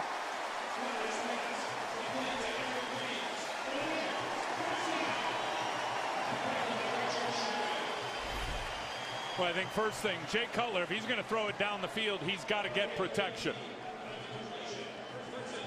And a little play action. They even got the blitz coming. Good pickup by Forte. He gets the protection he needs just enough as he's getting hit and delivers a strike to Weems, who goes and catches it in traffic with Richard Sherman draped all over. Jay Cutler with a laser 18-yard gain. Plays are never dead, Chris, with his lively arm. He has it and has time. And just floats it towards Marshall, who got to the sideline and made the catch.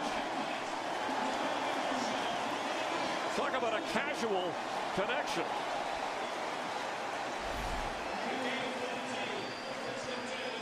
Oh, what the heck? Just toss it up. Maybe my guy will go get it. He goes from a laser to a floater.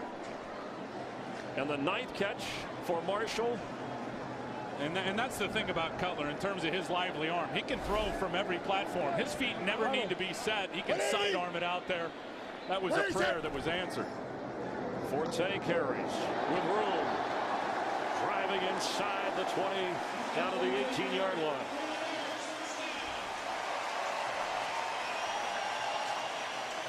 That's the best run of the day for Matt Forte. It's a first down Chicago. Nearing the 5-minute mark here in the 3rd quarter. Brandon Marshall over 100 yards receiving today. Pete Carroll's defense can zero in on him even more with Earl Bennett out. That catch by Eric Weems in this drive was only his 2nd reception of the season. Line open! Line open! Come on, come on. Hey! Where is it? Cutler. Incomplete. Weems was in the end zone.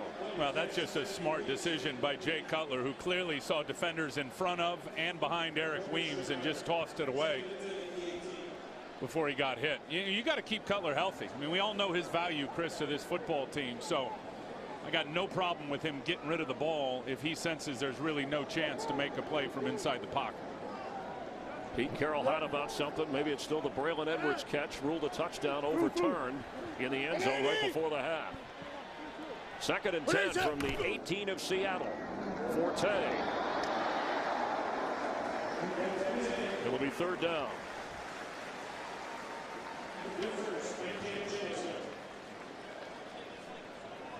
That's the same play they just had success on. Forte's biggest run of the game a few plays ago, just to the other side.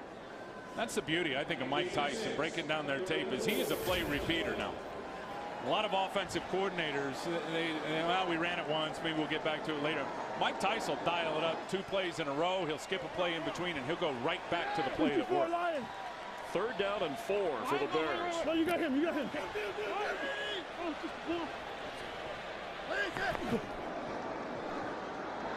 Forte has it. Touchdown. No. He rolls into the end zone, but he is marked. The official ruled him down at the goal line.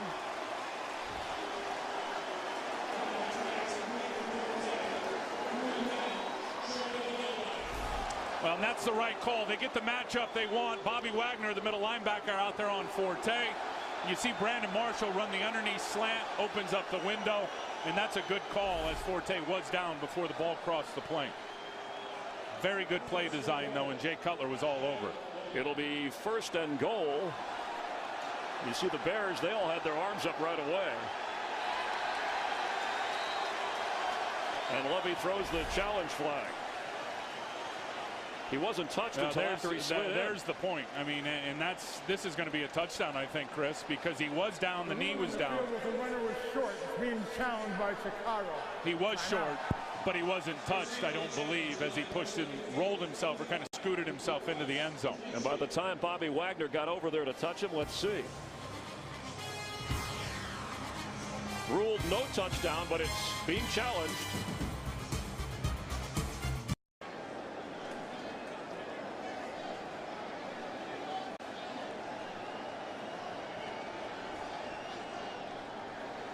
The runner was across the goal line when he was touched before the score.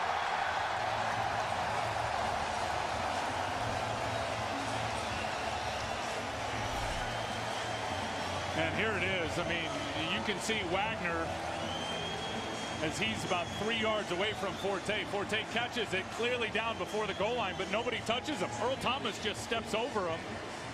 And look at Brandon Marshall and the decoy that he is. Opens up the window, and Browner going inside with him. Earl Thomas holding over the top in the middle just long enough where it opens up that nice throwing lane for Forte. So for the Forte family, touchdown, Matt Forte. And Chicago with the extra point has the lead. 11 plays, 94 yards on the drive. Remember, they had to dig out of their own side of the field deep. Took up nearly 7 minutes and had the big penalty to help the drive. But Matt Forte and Jay Cutler have Chicago in front. Tim Ryan, Chris Myers, Jamie Maggio. Hope you're enjoying December football in Chicago. The NFL on Fox. Bears trying to keep that one-game advantage in the NFC North. The Vikings lead the Packers by a point in the third quarter. The Seahawks currently in a wild card spot, looking up at the 49ers in the NFC West. San Francisco leads the Rams 7-2 in the fourth quarter. But an impressive drive down Devin Hester and Earl Bennett. And Matt Forte, the receiver for the touchdown, as Leon Washington will not get a chance to return here. Brandon Marshall over 100 yards. And he may shatter Bears receiving records like touchdowns. He comes in with 8 so far. Also in yardage, number of receptions with Marty Booker. Some of the great Bear receivers of the past, and Marcus Robinson already over 1,000 yards. He could shatter all those records. Yeah, I think he shatters the reception number record. I think he shatters the yardage record. It's going to be that touchdown of 13 that's going to be hard for Brandon Marshall to overtake. Seattle on the spot now, trailing by 4. Russell Wilson will go low to the fullback Robinson, and he'll pick up 4.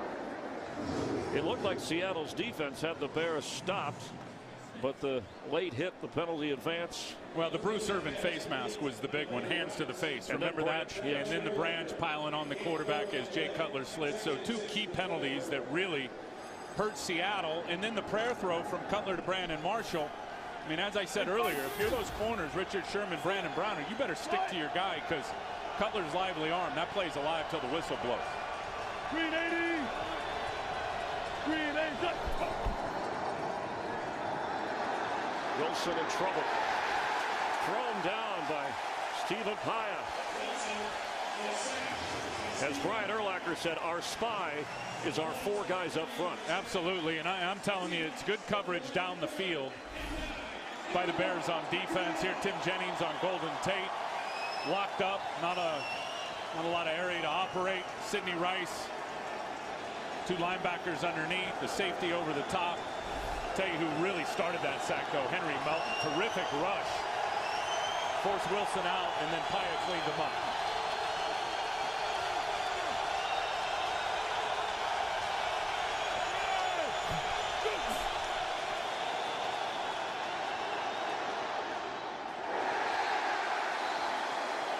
It'll be 4th down. Chicago defense taking hold of this game after their 2nd sack of the game, and then forcing the incompletion and the pressure on rookie quarterback Russell Wilson. Here's Eric Weems, receiver and return man today for Chicago, and John Ryan that the Seahawks have been counting on.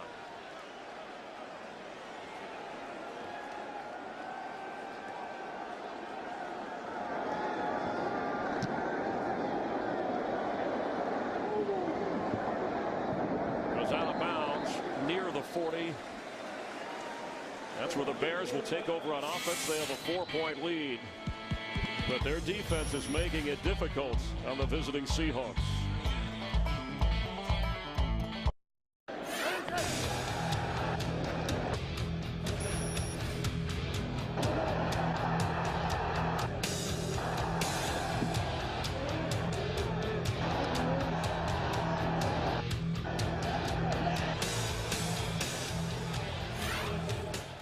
It's been a physical, as you always expect at Soldier Field, kind of game. From the 41, first down Bears, and Cutler sets up to throw for Brandon Marshall. He couldn't hold on. Would have been his 10th catch of this game. By the way, Cutler is just wicked how he can unload that ball from anywhere and slam it into that tight spot.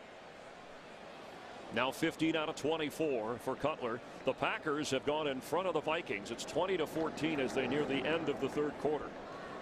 Bear fans watching that. Next week, Chicago at Minnesota, then home with the Packers. 2nd and 10. Forte. It'll bring up third down. Excellent field position. The ball was juggled a little bit, but he held on.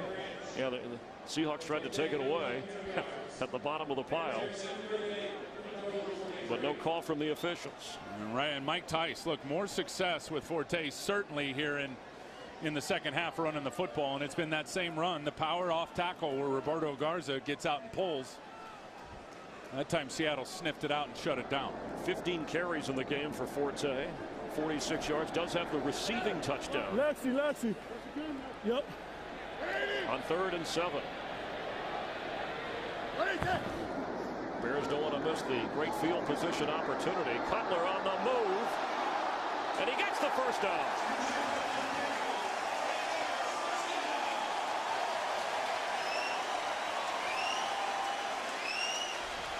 Now they're running double coverage on Brandon Marshall with a linebacker and with the corner when he's in those tight splits. It's these two guys, Bobby Wagner and the slot corner out there, Walter Thurman. But Earl Thomas is going to be embarrassed when he sees this. Jake Cutler just whacked, just shakes him right down. That is a huge first down for Cutler with his legs.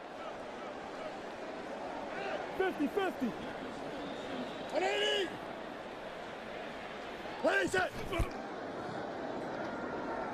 Cutler sideline throw, and that should be offensive pass interference on Marshall. And it is. Richard Sherman might have had a chance at the interception.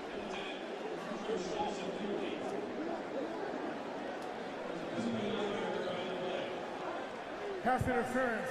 Offense number 15. 10-yard penalty. Still first down. And I will say this, if you're Jay Cutler, that's why you trust Brandon Marshall. Not only that he's going to go up and get it on a decent ball, but if it's a badly thrown football and underthrown like this one, he's going to protect you and go play some defense. A smart play by Marshall. You don't want to give Seattle a takeaway here. And that's what Marshall ended up doing, playing defense. Absolutely. Remember, Richard was also Richard Sherman, a former receiver at Stanford before they moved him to corner. He always says, when I see the ball, whether I'm a receiver or a corner, I think it belongs to me. So after the penalty, come on. 1st and 20. Forte carries. And that will bring an end to the third quarter here at Soldier Field. The Bears trailed at the half, but a Forte touchdown catch has them in front. 14-10 as we go to the fourth quarter.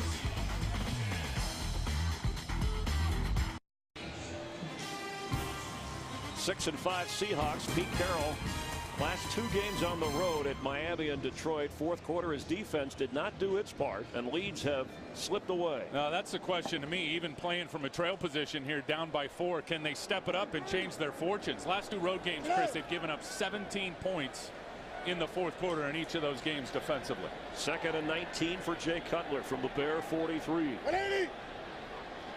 What is it? Forte underneath, Brought down at midfield. It'll bring up third and about 12. And Jay Cutler, who has played well in this game, is a much better second half quarterback. And look in the fourth quarter, when you talk about a passer rating, nobody better. And in his career, he's capable and has had many comebacks, but here protecting a 4-point lead. Do not measure Jay Cutler on his touchdown to interception numbers this season, because frankly they're not very good. His impact in determining wins and losses when he's available for this team is obvious. They're going to run with Forte, and the Seahawks will force, as Alan Branch makes the tackle, a 4th down. He still didn't like the penalty call on the slide of Cutler. But setting up for the punt after the defense of the Seahawks forces a 4th down, and had it early. If you missed it in the first half, a 4th and inches, a stop on 4th down of Michael Bush that kept the Bears from getting points. The view from the punter, Adam Podlash, and Leon Washington. No fair catch, but he goes down right at the 10-yard line. A 40-yard punt without a return. 24-year-old rookie Russell Wilson, who's played on this field when he was at Wisconsin, will lead Seattle in a moment. Today's game on Fox is sponsored by Samsung Galaxy Note 2. The next big thing is here. By Bud Light, the official beer of NFL fans. Here we go. And by Burger King. Come celebrate 55 years of the Whopper sandwich at Burger King, where taste is king.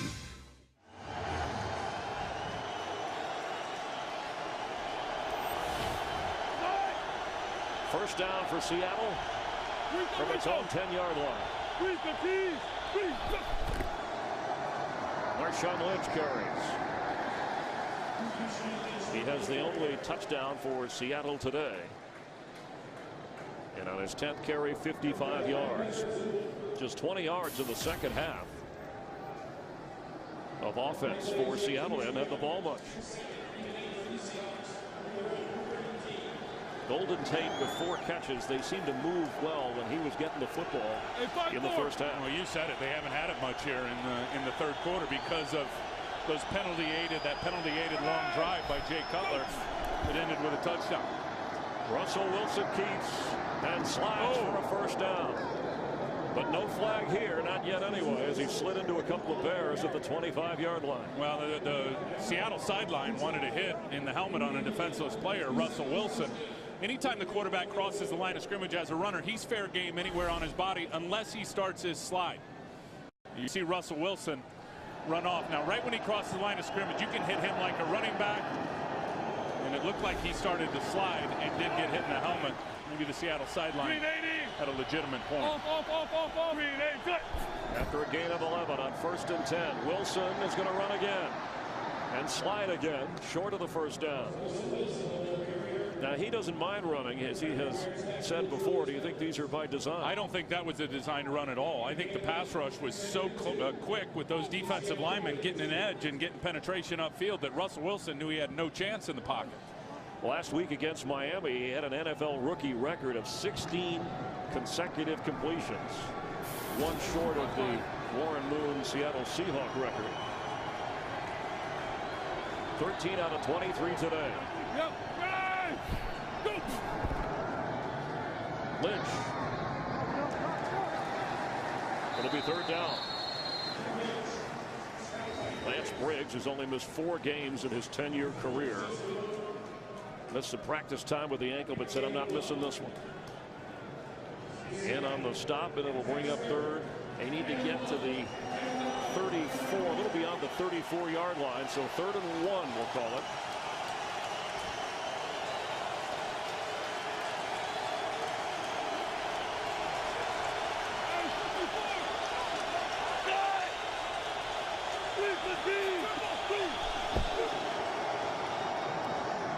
The fullback, Michael Robinson. Seattle with a fresh set of downs and still some pushing and shoving going on in and around the football. Tell you, Michael Robinson has been a nice weapon for Seattle over the last couple of years. And the unsung hero, they're going to turn and hand him the ball here. Look at the offensive line, they'll get good push. I mean, that's really the key. See all those white jerseys going forward and all the dark jerseys going backwards. Michael Robinson's a nice player here for Seattle, highly valued. Marshawn Lynch on first down with nowhere to go. A swarm of Bears. Negative yardage when he carried last week. Hurt Seattle in a number of situations.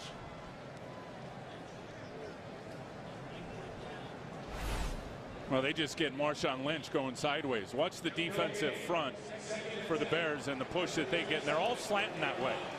I mean, it started with Shane McClellan out on the edge at right end, slanting to the right. All the other D linemen followed suit. That was the defense that was figured out on the scouting report this week, having a good beat on where they were running the ball.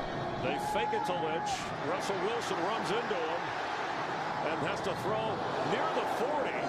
Baldwin made the catch but got drilled. And Charles Tillman delivered it. It'll be third down. I think one thing about Russell Wilson as a scrambler, and he's very effective when he gets, out of the pocket, crosses the line of scrimmage. But in terms of just pure raw speed, to outrun guys when he gets spilled out of the pocket, you don't see a lot of that. Terrific leap by Baldwin, and impressive that he was able to hold on after that hit. From the 40, it's 3rd and 7.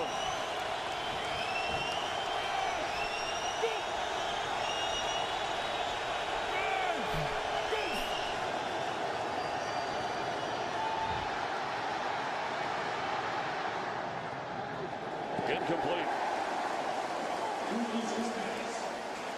They were ready for the scrambling of Russell Wilson on that play, and the Bears force a 4th down punt attempt.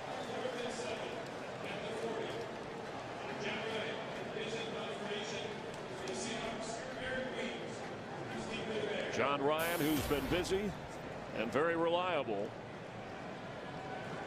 with Eric Weems standing inside the Chicago 10.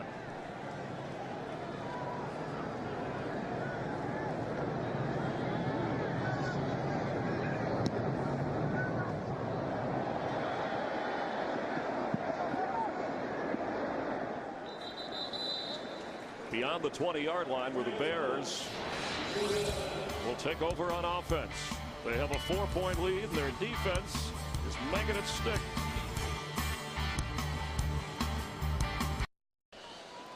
Tim Ryan, Chris Myers in Chicago, 8:49 to go in the 4th quarter. The Seattle defense has been unable to sack Jay Cutler.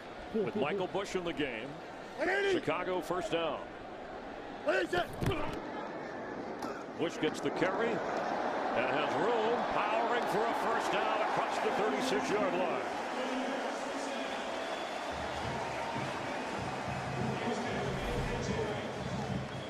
You see old Power getting both guards out in front, and then watch him run through Bobby Wagner. I mean, if you're tackling that 245-pound beast, Michael Bush, and you're Bobby Wagner, you better try to get your head in front and put your body in front of him. Otherwise, he's just going to pull away from it. 54. A 15-yard gain. 180. Bush again. A healthy chunk of yardage. Let's get a game break and check in with Los Angeles. Well, after going 10 of 21 with 3 picks against the Cardinals, Mark Sanchez has been benched. In comes Greg McElroy. First possession, he leads him to a touchdown. 1-yarder to Jeff Cumberland. 7-3 Jets up in the 4th quarter. Chris and Tim McElroy, the number 2 quarterback, because Tim Tebow is inactive today due to injured ribs. Thanks, Kurt. That's the Seahawks' next opponent. The Cardinals travel to the Pacific Northwest next Sunday on Fox. 2nd down, 6 Chicago. Trying to milk the clock to protect the lead. It's Bush.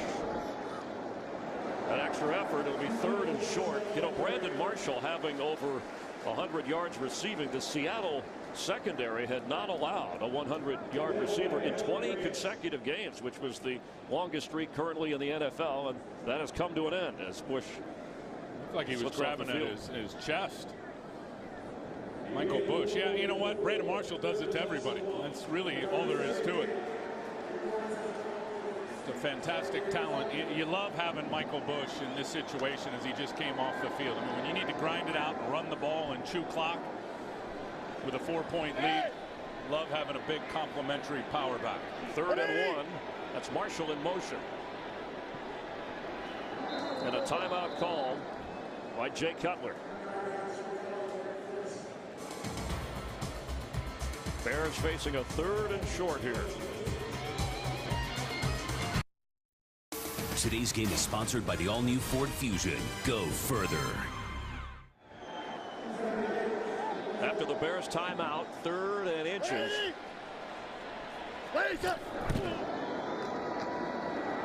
Matt Forte. First down, Chicago. I mentioned a game of inches, and Tim, it's been that kind of a game in a number of different ways. The touchdown ruled and then overruled, taken away from Edwards. Earl Bennett's miss on the long pass, the 4th down gamble. Marshall held from short of the 1st down and missing, that's more than inches. And then moments ago on a key 3rd down to keep the ball and keep the clock running, Forte. Great block by Evan Rodriguez out there on the side. The rookie fullback from Temple. Smashing down the edge and opening it up for Forte. An intense look from the 44 of Seattle.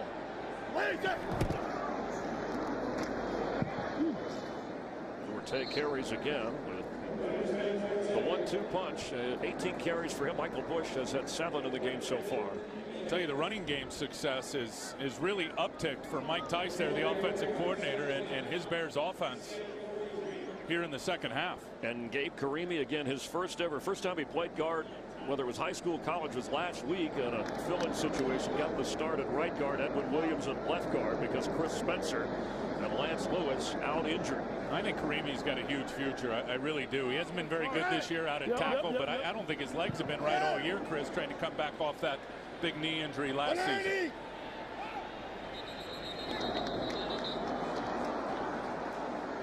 Somebody move for Chicago. False start. Offense number 73, 5-yard penalty. Still 2nd down. The call on Jamarcus Webb at 6'7" is hard to miss. He's massive. He's been up and down. They've given him all season long in terms of his pass protection. Now they've given him some help today with the running back chip and the tight end. But look, give these guys credit across the board. Their offensive line. Seattle has got a sack in every game this season. So far today, they barely had a sniff of Jay Cutler even trying to hit him when he's in the pocket. Credit to the O-line. 2nd and 14. The ball's bobbled. Cutler picks it up and goes down. Bobby Wagner tackled him, but quick recovery by Cutler. It'll be 3rd down. And he just dropped it as he's turning around to do a play action fake right there. He looked like he was going to hand it off to Evan Rodriguez. Either that or he put it out for the fake, and Rodriguez ran right into it and knocked the ball out. Seattle does not have a takeaway. Seahawks use a timeout. Bears facing a 3rd down. 3rd and 21. Seahawks can still try to get in range, or I should say the Bears, for a field goal. Instead, the Seahawks have to deal with Forte, and it'll be 4th down. Cam Chancellor came up and made the stop. Kind of a conservative call, given that Robbie Gould was hitting from 55 and longer in pregame warmups. But a 4-point lead with just over 4 minutes to go, and the Bears will line up to punt to Leon Washington.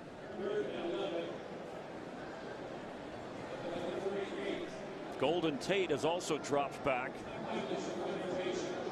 Not as deep as Leon Washington, to try and maybe protect the sideline from Adam Potlatch.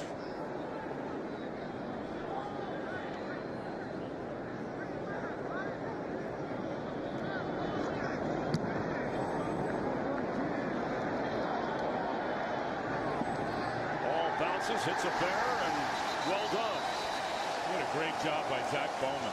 Not exactly maybe how you planned it, but it accomplished what the Bears needed to get accomplished. Really saves him about 18 net yards here. Watch Bowman, doesn't even see the ball. Now he does, locates it, bounces right in front of him. And again, the Bears have had one of those days where the ball has really bounced in their favor today. Went right into his hands, and he was able to down it. He's helped down it inside the 2-yard line. Second best in the league when it comes to kick coverage, week in, week out, year in and year out. Dave Combs' special teams units, excellent on kick coverage. 2 timeouts for Seattle. From the Seahawk 3-yard line.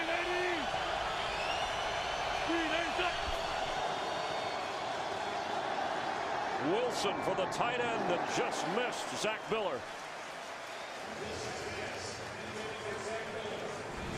You can call Star NFL to download NFL Mobile now and get coverage of every NFL game. That's Star NFL.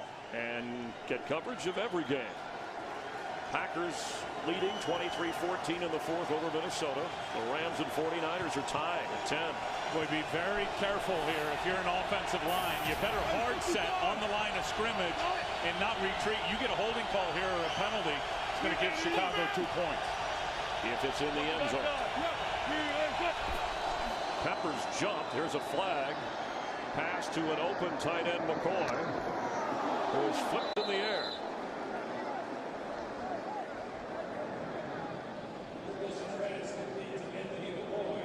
Love the hard count tactic down inside the 5-yard line.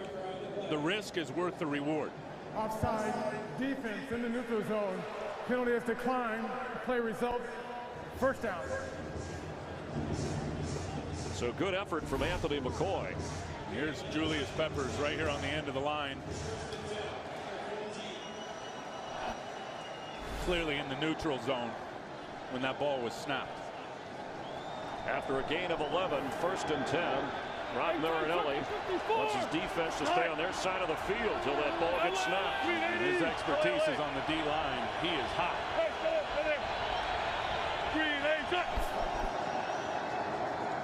Russell Wilson with Peppers chasing to Marshawn Lynch. Ball came out at the end. Looked like Russell Wilson was trailing and picked it up. But I don't know if he was out of bounds before the ball came out. Well, here's the end of the play here with Lynch, who's already lost a fumble early in this game. Look who punched it out. Charles Tillman with the left hand punches it out. Looked like the ball hit the sideline, the white paint, before Russell Wilson picked it up. So 2nd down 4 right at the 20-yard line. Tillman's incredible with that see ball, get ball tactic. 7 forced fumbles this year for Charles Tillman. As Marshawn Lynch has a first down, weaving his way across the 31-yard line.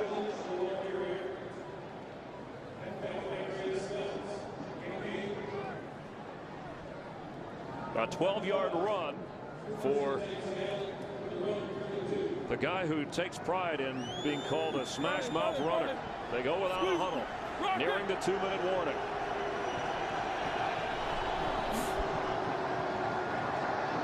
Russell Wilson floats it for Sidney Rice, and he knocks it away, and it was almost intercepted by Major Wright. And Russell Wilson threw that as some Chicago Bears were getting ready to smash him. And he just puts it up in the air versus that 2 deep coverage, 2 deep safeties. Sidney Rice trying to split him, and he just ends up playing good defense on Major Wright. Trying to rip at that arm. That should have been picked. Major Wright should have caught that. From the 32 of Seattle. Could have been a game ender for the Chicago defense.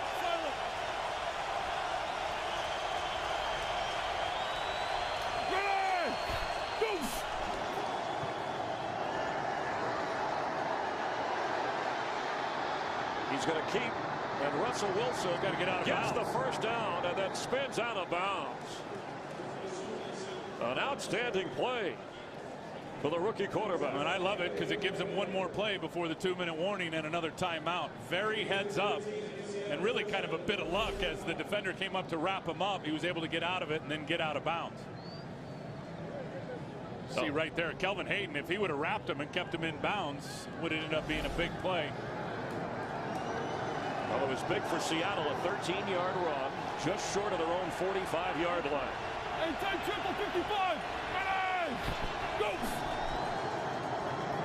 Russell Wilson keeps, tries to get out of bounds, and does. And that'll take us to the 2-minute warning. Both the Bears and Seahawks each have 2 timeouts. The division-leading Bears lead Seattle by 4. Seahawks are 1-5 on the road this year. Look at the margin of defeat, how close they have been away from home. They're on the ropes in Chicago. 2nd and 4 from the 49 of the Bears. Russell Wilson throws incomplete. Here comes a flag over where Sidney Rice was being covered by Charles Tillman.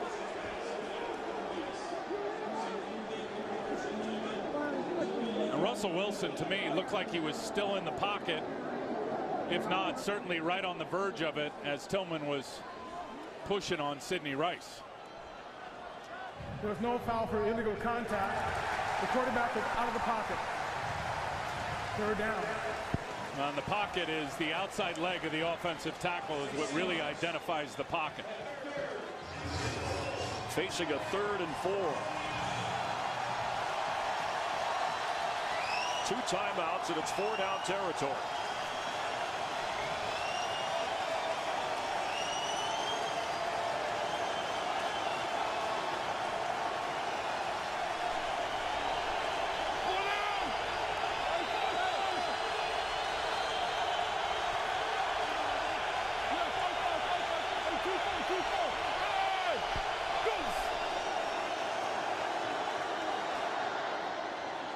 First down Seahawks, and a flag goes down as Russell Wilson gets thrown down.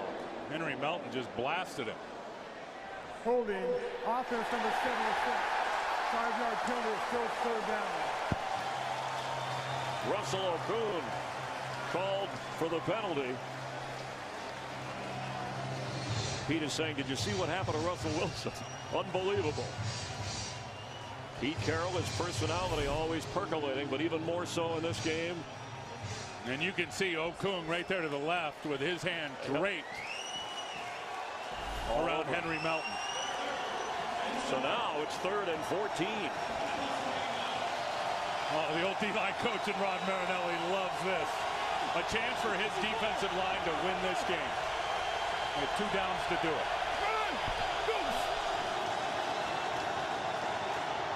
Doug Baldwin has it. Knocked out short of the 1st down. Back in Chicago territory. Clock continues to run, and now a 4th down for the Seahawks with, again, 2 timeouts. They need 3.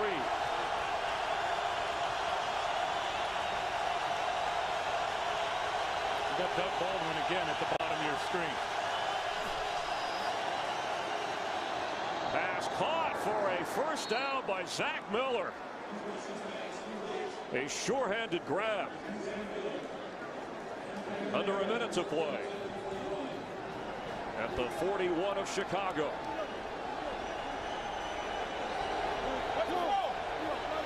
Each team with 2 timeouts. Seattle wasting valuable time here.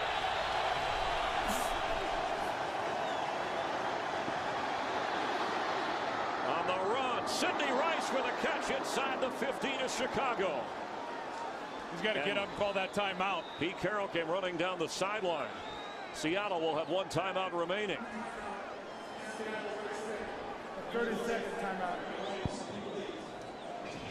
Ron Marinelli, the defensive coordinator, just sick that the pocket keeps breaking down in terms of the pass rush. Israel Adonijah takes an inside rush that time, opens up the door right there for Russell Wilson, who's got a good sight line and finds Sidney Rice. A 26-yard gain, but Russell Wilson, rookie quarterback, calm in these situations. He said this week he'd rather play in a close game than a blowout. He's in a close game. Timeout, timeout. Look at Pete yelling, timeout, timeout. It'll be 1st and 10 from the Chicago 14-yard line. Lovie Smith said it's December. The playoffs have started now for the Bears. And Pete Carroll mentioned that if the postseason did start today, the Seahawks, this would be a 1st-round matchup. They'd be on the road in Chicago. 32 seconds left. 1 timeout Seattle. Give Russell Wilson a lot of credit, Chris. This is the 12th play of this drive.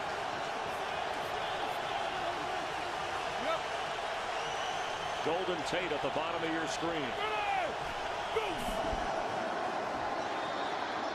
Tate has it. He's running inside the 5. He leaps. Touchdown, Seahawks.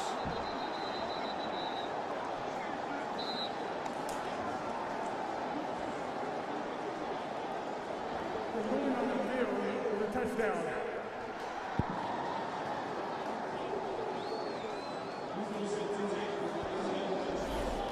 Unbelievable. He's split down to your right. You can't see him. Golden Tate, he's going to flash into your screen right there. Now it's all yards after the catch.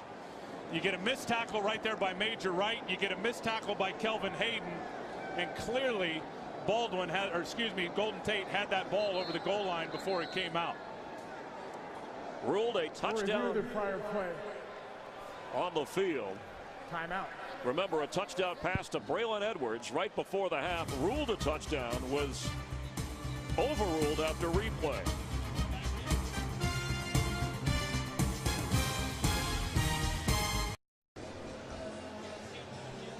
.24 seconds to go. Russell Wilson to Golden Tate, who had to run 10 yards to get into the end zone. Ruled a touchdown on the field, being checked upstairs on the replay. And I think it will be a touchdown, and it'll stand. Here comes Mike Carey now.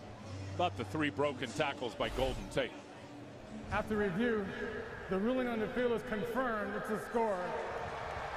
The runner was airborne when the ball block broke the plane. Russell Wilson, against Lovie Smith's defense, drove his team 97 yards. Missed tackle. Missed tackle. Missed tackle. Shea McClellan up top, and there's the touchdown. And now the extra point to give Seattle a 3-point lead. Russell Wilson with his 3rd chance to get a comeback in this his rookie season. The only other road win was at Carolina. But Golden Tate, who runs well after the catch. And he wasn't earlier in the year, which ends up being really a huge story in their success over the last several games. He is upticked in a big way, getting extra yards after he catches the football. Look, if you're the Bears defensively, it's how you wanted it.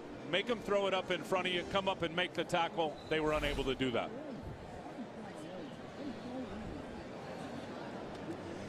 We welcome those of you that saw the Chiefs beat the Carolina Panthers with Tim Ryan, Chris Myers here in Chicago, where Golden Tate has just given Pete Carroll and the Seahawks the lead. They led early in the game, but trailed here in the second half. Russell Wilson drove his team, the rookie quarterback, 97 yards for the go-ahead touchdown. And most of it out of the pocket, which was super impressive by Russell Wilson, extending plays. And also Golden Tate, their first touchdown in the first half, he really paced that with that big catch down the sideline on Tim Jennings. 24 seconds remain. There's Jake Cutler, who's thrown 2 touchdown passes, but no Devin Hester today. Earl Bennett left at halftime with a concussion. And a record day, or near record day, I should say, Brandon Marshall with 9 catches and over 100 yards. Eric Weems back to return, as he has done for Hester. Don't forget the Lowe's postgame show after we wrap up here.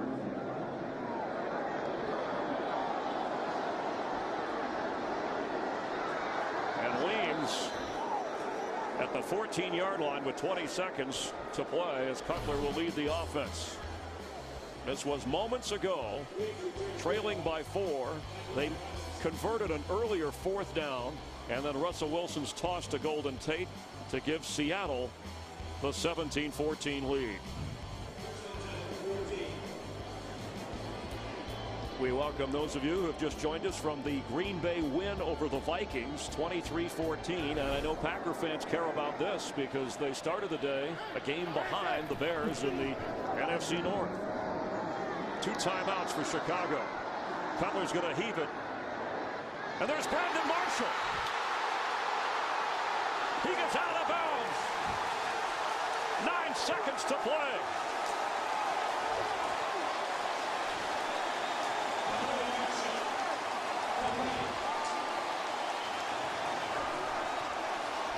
A 56-yard pass play. Jay Cutler avoiding the rush to Brandon Marshall. How in the world do you ever let that happen if you're Seattle on defense? They never touched him going down the field. and then he just uses that big body. He just turns around and shields off the 2 defenders, and it looks easy. 10th catch of the game for Marshall, 165 receiving yards as Pete Carroll can only watch. 9 seconds remain. They run to Matt Forte and will use a timeout. And Robbie Gould to try a game-tying field goal. I think that is a tactical error by their defense and how they called that last one on Brandon Marshall. You got to put 2 guys, maybe 3 guys on him. You know where they're going with the football. He's their biggest weapon. It's not even close. Robbie Gould has been Mr. Reliable. This will be a 46-yard try to tie the game. If you tuned in, and some of you just joined us a little bit late, it was 14-10 Chicago, but Russell Wilson, the rookie quarterback, drove Seattle 97 yards and a touchdown pass to Golden Tate for the lead. But then Jay Cutler with 24 seconds somehow connecting with Brandon Marshall to set up the field goal try for the possible tie. Robbie Gould has had a few blocks.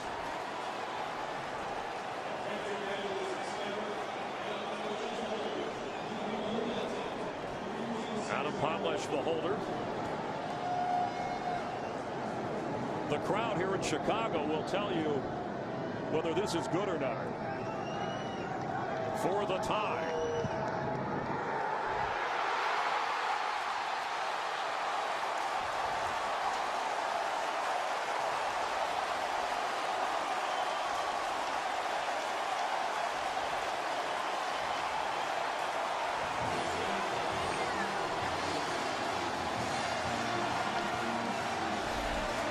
Robbie Gould is golden. Yeah, good snap, good hold, good kick. Field held up. Robbie Gould can't blame the field conditions on anything, good or bad.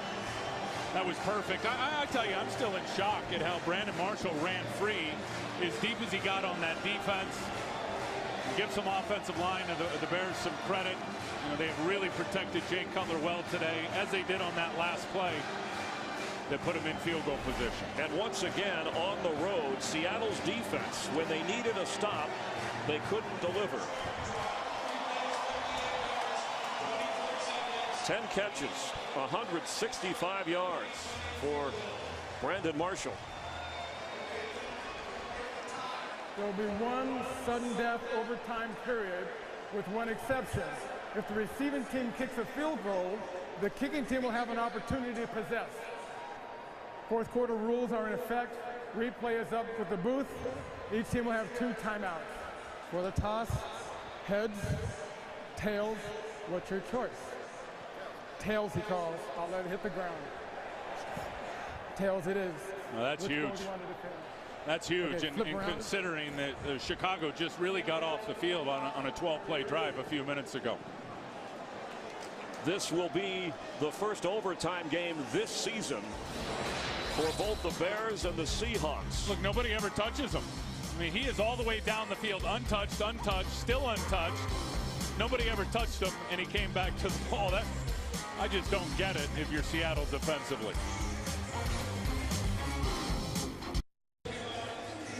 Along with Tim Bryant, Chris Myers, the NFL on Fox here in Chicago, where the Seahawks and Bears are in overtime.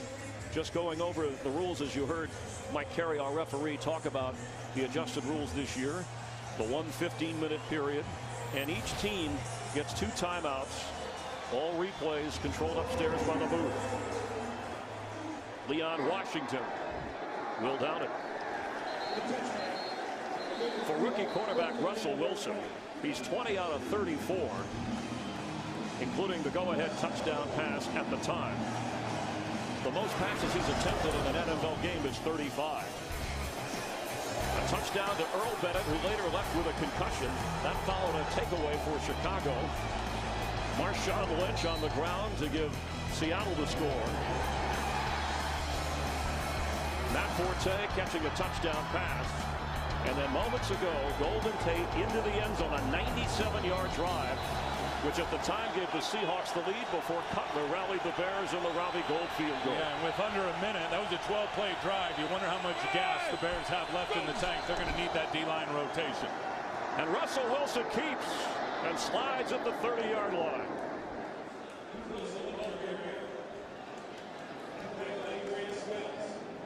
We've seen Russell Wilson and Jay Cutler use their legs quite a bit today to shake up these defenses. Two of the NFL's top 3 defenses coming into play. It is a first down from the Seattle 30. And if I'm Seattle, Darrell Bevel offensively, look, your run game's wide open still here in this overtime period. But when I'm throwing it, I'm moving Russell Wilson outside the pocket. His ability or inability to throw from inside the pocket has not been good today. Golden Tate at the top of your screen as they run to Marshawn Lynch, who's up just short of the 45-yard line. I think they're challenging the stamina of that Bears defense after that 12-play drive. We've seen a couple of linebackers, the first read zone play with Russell Wilson out on Briggs. Briggs was on the ground, and then the same thing here. You got a lot of Chicago Bears that are playing high and not making that initial stop at the line of scrimmage. You wonder how much gas they have left. First down from the 45 of Seattle. Lynch this time is bottled up.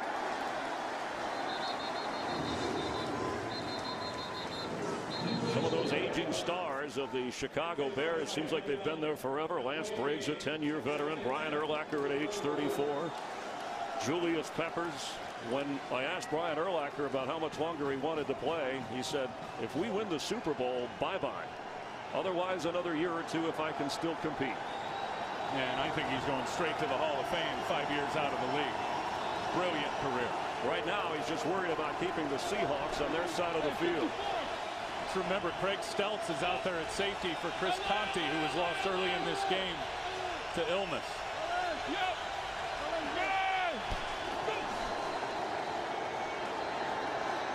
Wilson floats one incomplete. There's a flag down in the secondary. Before the snap, delay, offense, 5-yard penalty until second down. The penalty will back up the Seahawks. Lovie Smith's Bears had a 4-point fourth-quarter lead, but with 24 seconds to go, Seattle scored the go-ahead touchdown, and then Robbie Gould a game-tying field goal. We welcome those of you who have joined us. Tim Ryan, Chris Myers, Jamie Maggio down on the field. First overtime game this year for the Seahawks and the Bears. Second and 15 from the Seattle 40. We'll get it to Sidney Rice, top of your screen. If he has time, that's Michael Robinson, the fullback, who fights hard for extra yardage into Chicago territory. Remember, a field goal doesn't win it. He just ran over Tim Jennings is down, the leader in interceptions this season with 8.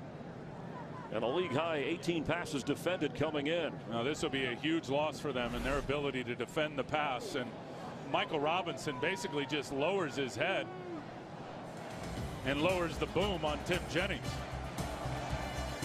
It'll be 3rd and 2.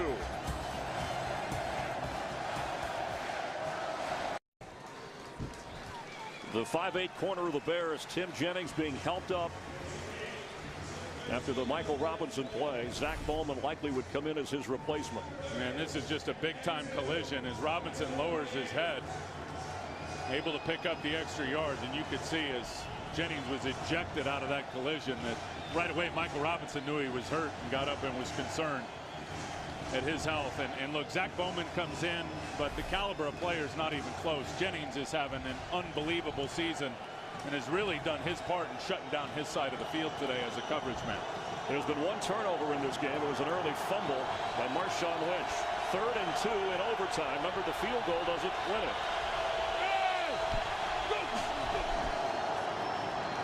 Russell Wilson has a first down.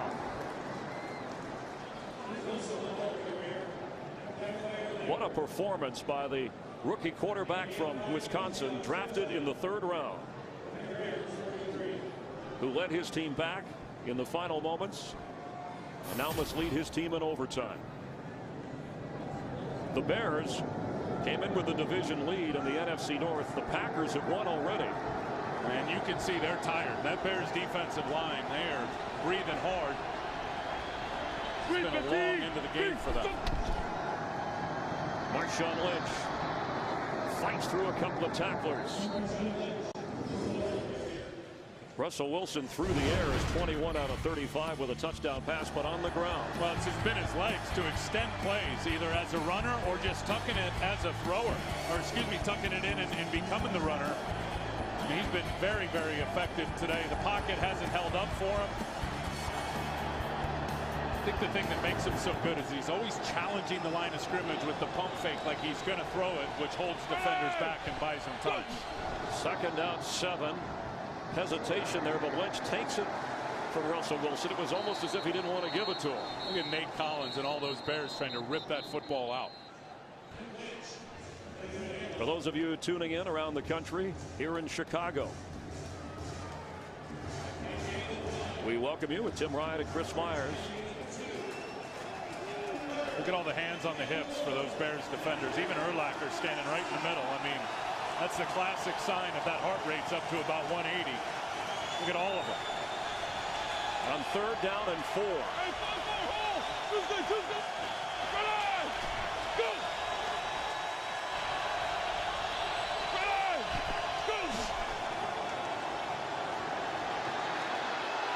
Wilson has room to run, and again on 1st down and in field goal range as he goes out of bounds. The Seahawks won the coin toss for overtime. They've had the ball nearly 5 minutes. Yeah, and again, I mean, obviously their ambition already in field goal range is to score a touchdown. They score a touchdown, this game's over. And I love all the edge plays. Russell Wilson making plays with his legs, going one way, turning back and going the other, making all those Bears change directions and just don't have a lot left in their legs. 70 chase mode. Excuse me, Tim. 70 yards rushing for Russell Wilson after the 12-yard pickup. Marshawn Lynch has run for 89 yards with a touchdown.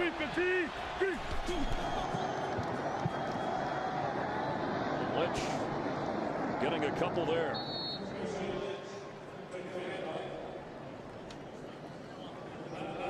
Russell Wilson has equaled his NFL high of 35 pass attempts. He's completed 21.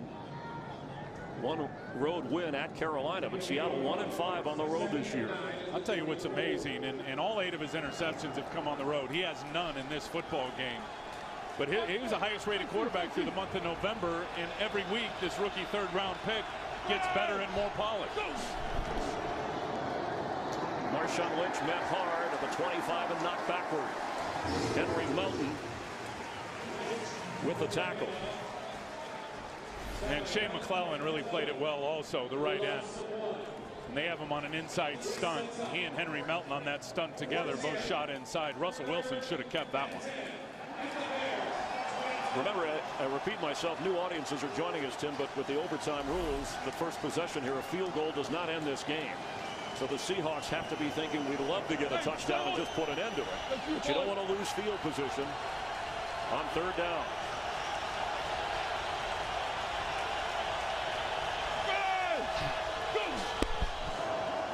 Russell Wilson has it to his left.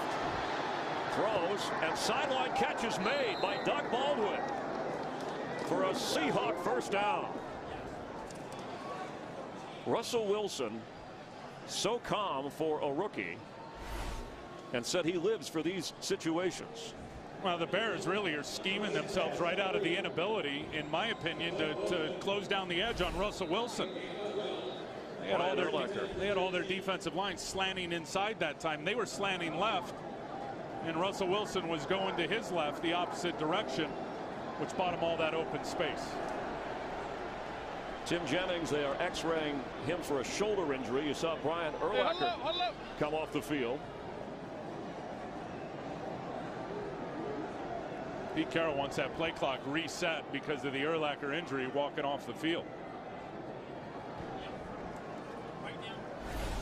It is 1st and 10 Seahawks.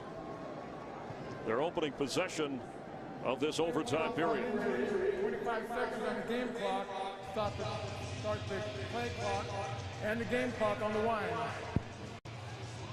Doug Baldwin got away with a little bump there, but again, I just think the Bears are out of gas on that long drive at the end of the game. And you can just see a lot of guys are falling down and spending time on the ground. Can't make plays on the ground.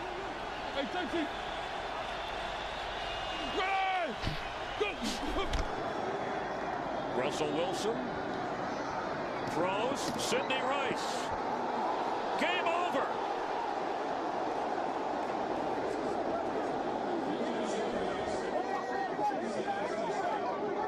Russell Wilson to Sidney Rice. And Mike Carey saying we ruled it a touchdown on the field. Well, Sidney Rice just got absolutely blasted. I hope he's all right. If he had that ball in his hand and as he crossed the goal line, this game is over. The ruling on the field is touchdown, but the health of Sidney Rice of primary concern. And he just got smashed by Major Wright.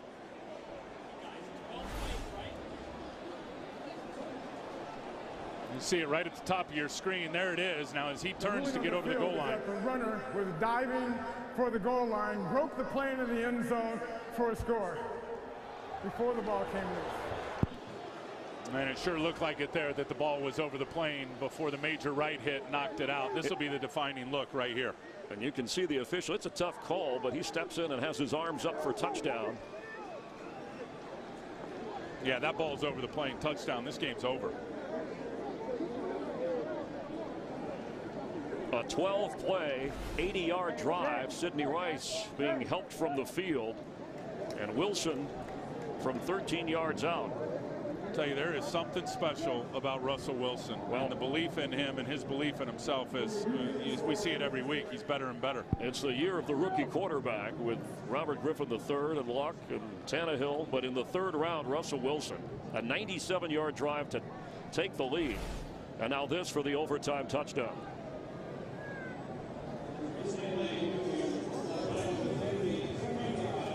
Mike Carey going to take a look.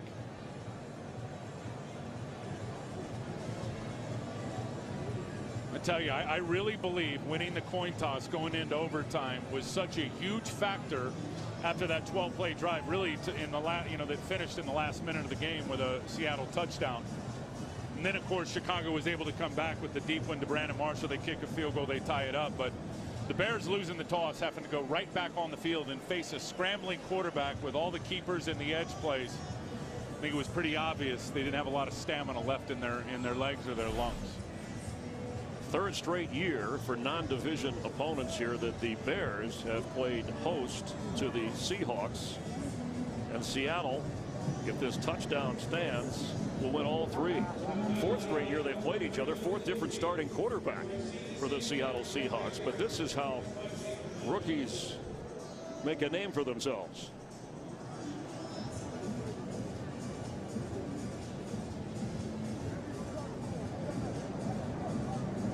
There was a play right before the half where Braylon Edwards was ruled a touchdown in the end zone for Seattle, but overturned when they said he didn't scoop it cleanly underneath, that it hit the ground. We have our rules analyst, Mike Pereira, former head of NFL officials, with Tim Ryan, Chris Myers, and Mike, if you could just give us your view of the touchdown to Sidney Rice.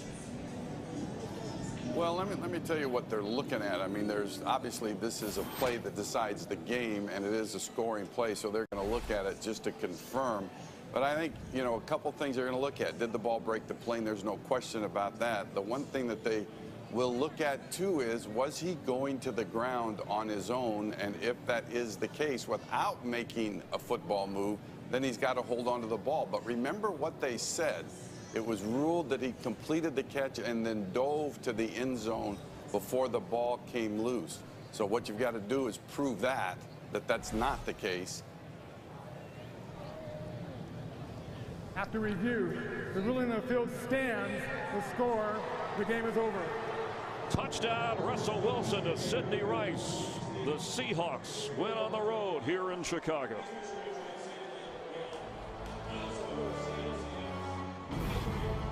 Russell Wilson, who celebrated his 24th birthday on Thursday, rallies the Seahawks and celebrates a victory at Soldier Field. We'll have more from Chicago in just a moment. Today's LG Live Without Boundaries Player of the Game. Russell Wilson, third-round draft pick out of Wisconsin, the rookie starter for Seattle. 291 yards through the air, a couple of touchdowns. Also successful on the ground, running for 70 yards. leading his team to victory in overtime. Seattle improves its record to 7-5.